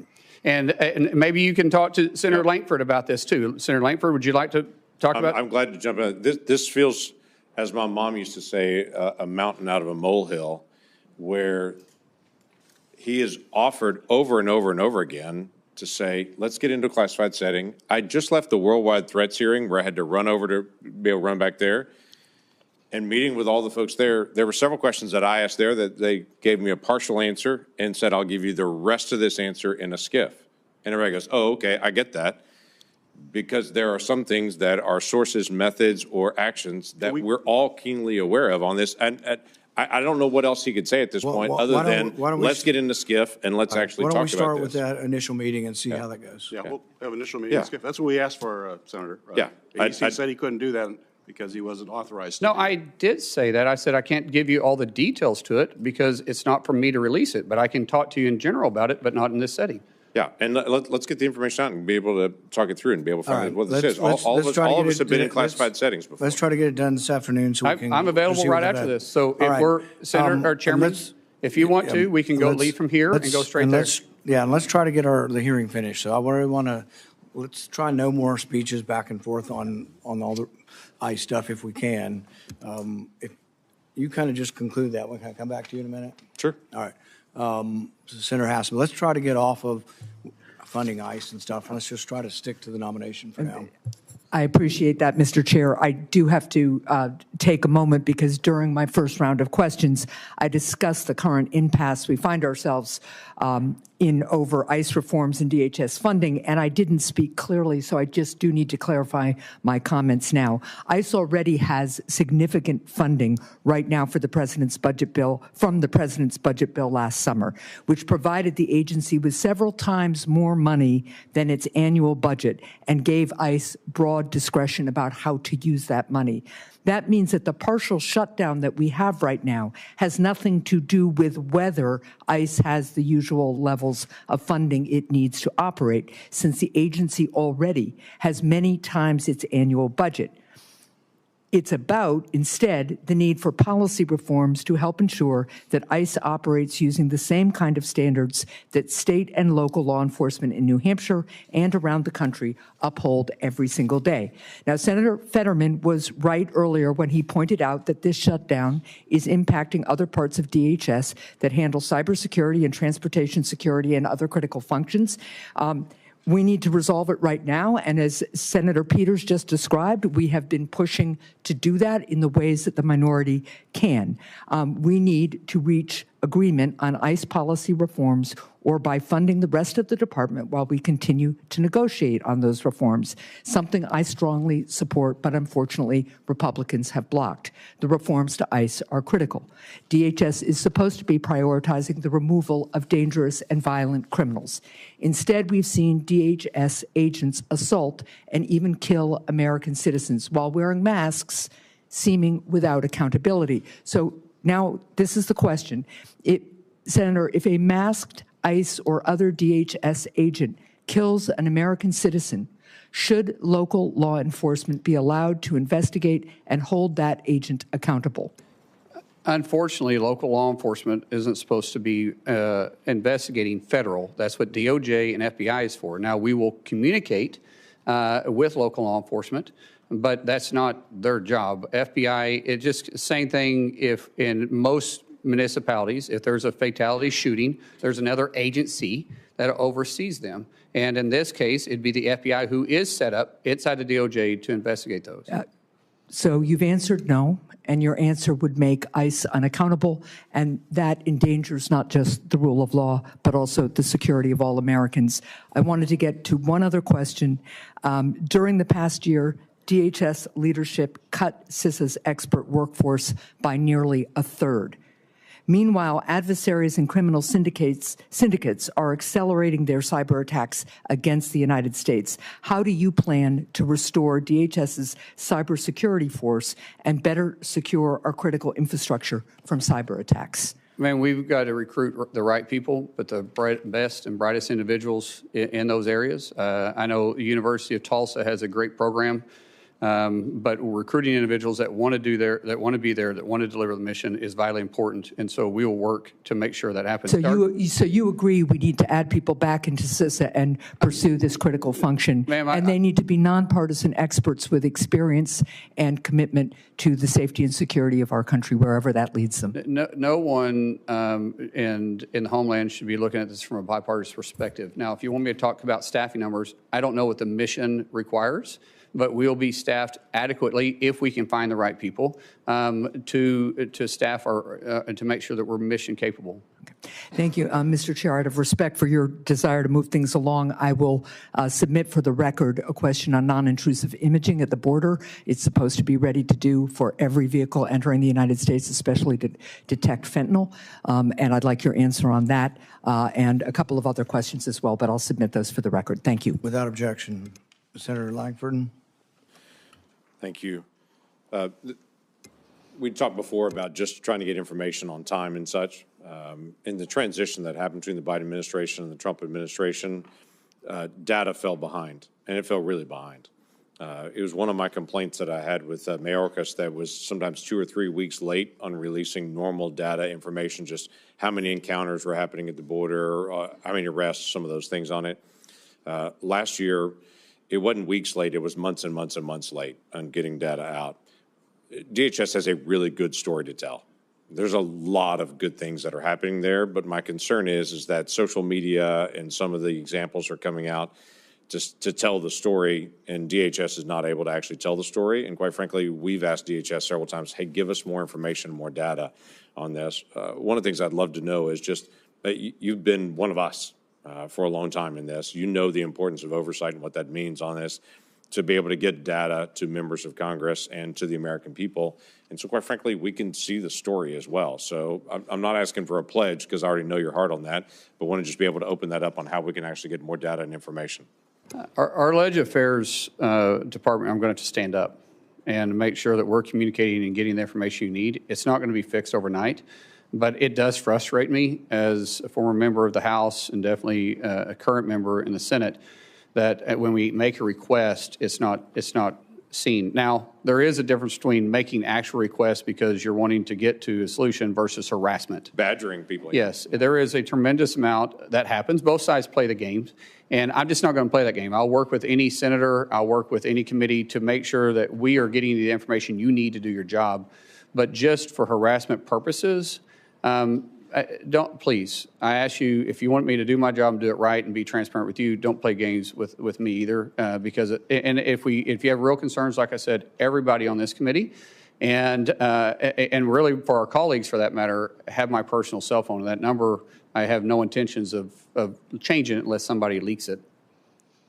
Yeah, hopefully that wouldn't occur on it. One other quick question on this. Ali Mayorkas, when he sat at that desk before, he and I had a lot of conversations about what they called, was labeled the special interest aliens. These are folks that come from known areas of terrorism, but we didn't have any information on them specifically, and so the Biden administration just let them in. They may say, well, we know somebody in your family as acts of terrorism, but it's not you, so they just labeled them special interest aliens and released them into the country. That we know of about 70,000 of those individuals. The Trump administration in the last year and a couple of months has picked up 50,000 of those that's part of this enforcement that's out there, to be able to identify folks that I've been ringing the bell on over and over and over again, saying, why are we letting people in that we literally say, yeah, they could be a terrorist, they could not be a terrorist, we don't know. Somebody in their family is, but we don't know them if they are on it. So they were just released into the country on that and given that label. In fact, I was told, we'll keep watching them, but when I went to the FBI and asked them directly, they were like, there's no way we can track 70,000 people. So there's been a lot of good work to be able to try to identify where those people went, who they're associating with here in the United States on it, and then removing them from the United States. There's still about 20,000 left. Love to be able to get your promise to say, we're not going to quit. We're going to continue to be able to find folks that were just allowed to come in the country that may be a terrorist and may not be a terrorist, we don't know, but to be able to go identify those folks and make sure that American people are protected. Absolutely. Yeah, thank you. We're almost done. We have 2 people left who haven't responded this round. We've had a lot of debate over ICE funding. I hope we can ask just some specific questions to the nominee. I can't control what you ask, but that's my hope. Senator Blumenthal. Thanks, Mr. Chairman. Senator Mullin, just months before the war with Iran began, the Trump administration negotiated a back-channel agreement, a deal with the Islamic Republic to deport Iranian nationals, including asylum seekers, dissidents. There have been public reports about it. CNN on January 26, 2026. New York Times reported it in a couple of articles in September and December, that flights in around that time deported tens of those kinds of Iranian nationals back to Iran as part of this secret agreement. I want to tell you about one husband and wife, Christian converts from Islam, who were sentenced in absentia to 9 and 11-year sentences by the Islamic Republic. They fled to the United States seeking asylum, but they were detained by ICE on arrival. The wife was deported. She managed to take refuge in Turkey. The husband, I'll call him Mr. H, is still here, but he's facing deportation despite showing scars from the beating he received by a government gang. I have both of their declarations. I'd like them to be entered in the record. There are Iranian-American organizations like the Iranian-American Legal Defense Fund that have further information. I have no doubt that you share my outrage about the treatment of this couple and other Iranian nationals who were deported possibly to torture and death in Iran. Will you agree with me and commit that we should stop deporting such people? Ma'am, sir, I don't know the specifics behind this. I think before I can talk about in hypotheticals, I would need to know what the reasons behind it, but I don't want to deport anybody that's here illegally, or here legally, I mean. And most definitely not individuals that have done everything possible to be a contributor to society. But in these specific cases, I don't know. I'm not familiar with them. I don't know if there's something else in their background that would cause the administration I'm talking to do it. in general about tens of people, as many as 55 on one flight, 15 or so on another, not just this couple. But in principle, we should not be sending Iranian dissidents and asylum seekers back to Iran. Wouldn't you agree? Sir, we do know that our enemies want to infiltrate us and use our rules and our generosity against us. And so I don't know the specifics of these. I don't know their background. I don't know what the reasons was, but I will be happy to look into it. Let me ask you about another topic. I'm glad that you've committed that there will not be the kind of review that Secretary Noem imposed on contracts above a certain amount uniformly by your office. But I'd like your commitment that you will help us investigate another abuse of authority. Corey Lewandowski apparently was in charge of approving all contracts. One of them was a $220 million contract that was related directly to Kristi Noem's being fired. They bypassed procurement rules to award that contract to a shell company that was created days before to benefit a Republican consulting firm with close ties to Secretary Noem and Mr. Lewandowski. Will you commit to cooperating with our investigation, the Permanent Subcommittee on Investigation, making documents and personnel available to congressional and other investigations into those contracts awarded by Secretary Noem and Mr. Lewandowski? Senator, I've heard these same reports. I know the IG, Joseph, I don't know him personally. That's why I say Joseph. Some people call him Joe. Is open investigations. We will cooperate with him. And provide all the documents and records that are necessary for this committee to do its work. That's what I'm asking. I'll do everything that's required of me by law, but the IG will be doing the investigation, and we'll let the IG, decide what documents he's going to share, and maybe you can bring that up with him. Well, in fact, Secretary Noem obstructed the investigations underway by the IG. In fact, in at least 10 investigations, they were the subject of a letter from the IG. Are you committing to immediately begin restoring the department's working relationship with the IG? If confirmed, absolutely. I will do everything required of me by law and the policies that you guys give me. There won't be any gray area with me. We want to have a good relationship with the IG. He's got a job to do, and every other agency that's underneath DHS. And you'll cooperate with the committee in providing those. Sir, I've everything that is required of me to report, and anything that you want the IG to do, that's between you and the IG. Senator Mullins, I don't think I need to tell you that the American people have been appalled and angered by what they've seen in the excessive use of force. We've had hearings before the Permanent Subcommittee on Investigation that have shown Aliyah Rahman, a woman suffering from traumatic brain injury, yanked from her car in Minneapolis, dragged by her arms, leading both of her shoulders to be torn. Javier Ramirez, a father of 4 from California, detained for 4 days and refused medical treatment for his diabetes. We documented these abuses in a report that we issued and in hearings that we conducted. One of them was Marimar Martinez, who was on her way to donate clothing at a local church when she came across agents in an unmarked car. Agents sideswiped her car. 3 masked agents in camouflage stormed out, and one of them pulled out his gun and fired at her moving vehicle, hitting her 5 times. And the agent then bragged about it. He bragged about it in a text. He said, I have an MOF, I won't detail it. I fired 5 rounds and she had 7 holes. Put that in your book, boys.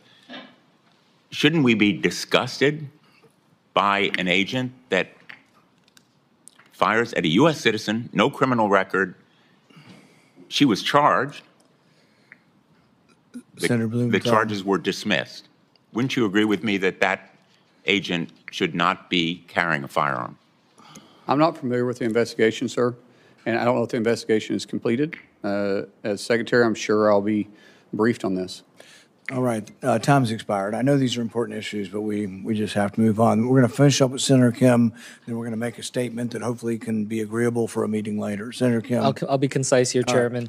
Senator, there's just a couple last things here. A couple weeks ago, we had a hearing here, and I was engaged with the head of USCIS, and I raised an issue that happened in San Diego of spouses of military members and veterans. They were going in to get interviewed for a green card and were arrested upon their arrival. I just wanted to get your reaction to that. Is that the kind of behavior you think is acceptable? Excuse me, repeat that again. It was spouses of military service members as well as veterans. Their spouses were going and for the purposes of a green card interview, but were at that point detained and arrested on arrival. I haven't heard about this. I've heard of different reports, Senator, and if people are going through the process and trying to obtain it legally, because we do have naturalization ceremonies Monday through Friday in this country everywhere. We're going to continue working with those individuals. I don't know the circumstances. I don't know. I'll pass you the details, but it's something that we can talk through. But just in general here, I guess what I'm just trying to get a sense from you is what do you think is appropriate in terms of ICE agents being able to operate? For instance, do you think it is okay for them to operate and arrest people at hospitals? Sir, I will always support my law enforcement doing their job. I don't know the circumstances. If it's a felony warrant that the person's at a hospital, then they'll go pick up the felony warranty, just like local law enforcement does the same thing. And so in general, I think you need to be more specific on what you're talking about. But if you're talking about just doing everyday law enforcement, I think there's a better approach. Senator, I just want to raise, I just hear a lot of this from my own community about concerns of these types of efforts in and around hospitals, schools, churches. These are things that I hope we can engage on. I know you talked about it with one of my colleagues about polling sites, but these are important discussions, and we don't have clarity on what we are expected to see, and it's causing just an enormous amount of concern and challenge within our communities. Well, Senator, I don't understand what the concern about enforcing immigration at polling places is anyways, because honestly, if you're not a citizen, you shouldn't be voting anyway. So technically, there shouldn't be any illegals at the polling spot. And so, as I've said before, if we're at a polling area, it's because of a specific threat, not for immigration. Yeah, look, what I will just convey here is it's not just about people who are undocumented. I'm hearing from American citizens that are now feeling like they need to carry their passports around for fear of being stopped on the street. There is a chilling effect that is happening that is wider. I had to give my father-in-law specific instructions in case he was stopped upon re-entry back into the United States. There is real concern out there, and I just wanted to express that to you. Just a couple last quick things here. At the detention facility in New Jersey, a different one called Delaney Hall, I was there right after a gentleman died there. And there was really no documentation, really minimal explanation of his cause of death. There was 32 deaths at detention facilities under ICE control last year. Yet the oversight offices at DHS to do this, offices like the Office of Civil Rights and Civil Liberties, the Office of Immigration Detention Oversights, they've been gutted. And I just wanted to ask, do you commit to being able to ensure that there is the proper oversight there internally within DHS, working alongside us in Congress to ensure that people are being kept at the dignified levels that they should according to a law?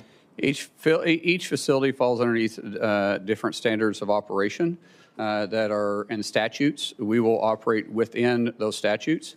Everybody deserves to be treated with a dignified hand, and we will follow those procedures that are set for those facilities particularly. Well, I hope to work with you on that if you're confirmed, because we need to make sure we have that oversight, as we have not been able to see it. And in fact, some of our efforts have been impeded because we have not been able to have visitation at some of these sites, and I hope that that's something you will support us to be able to have. One last thing I just wanted to raise.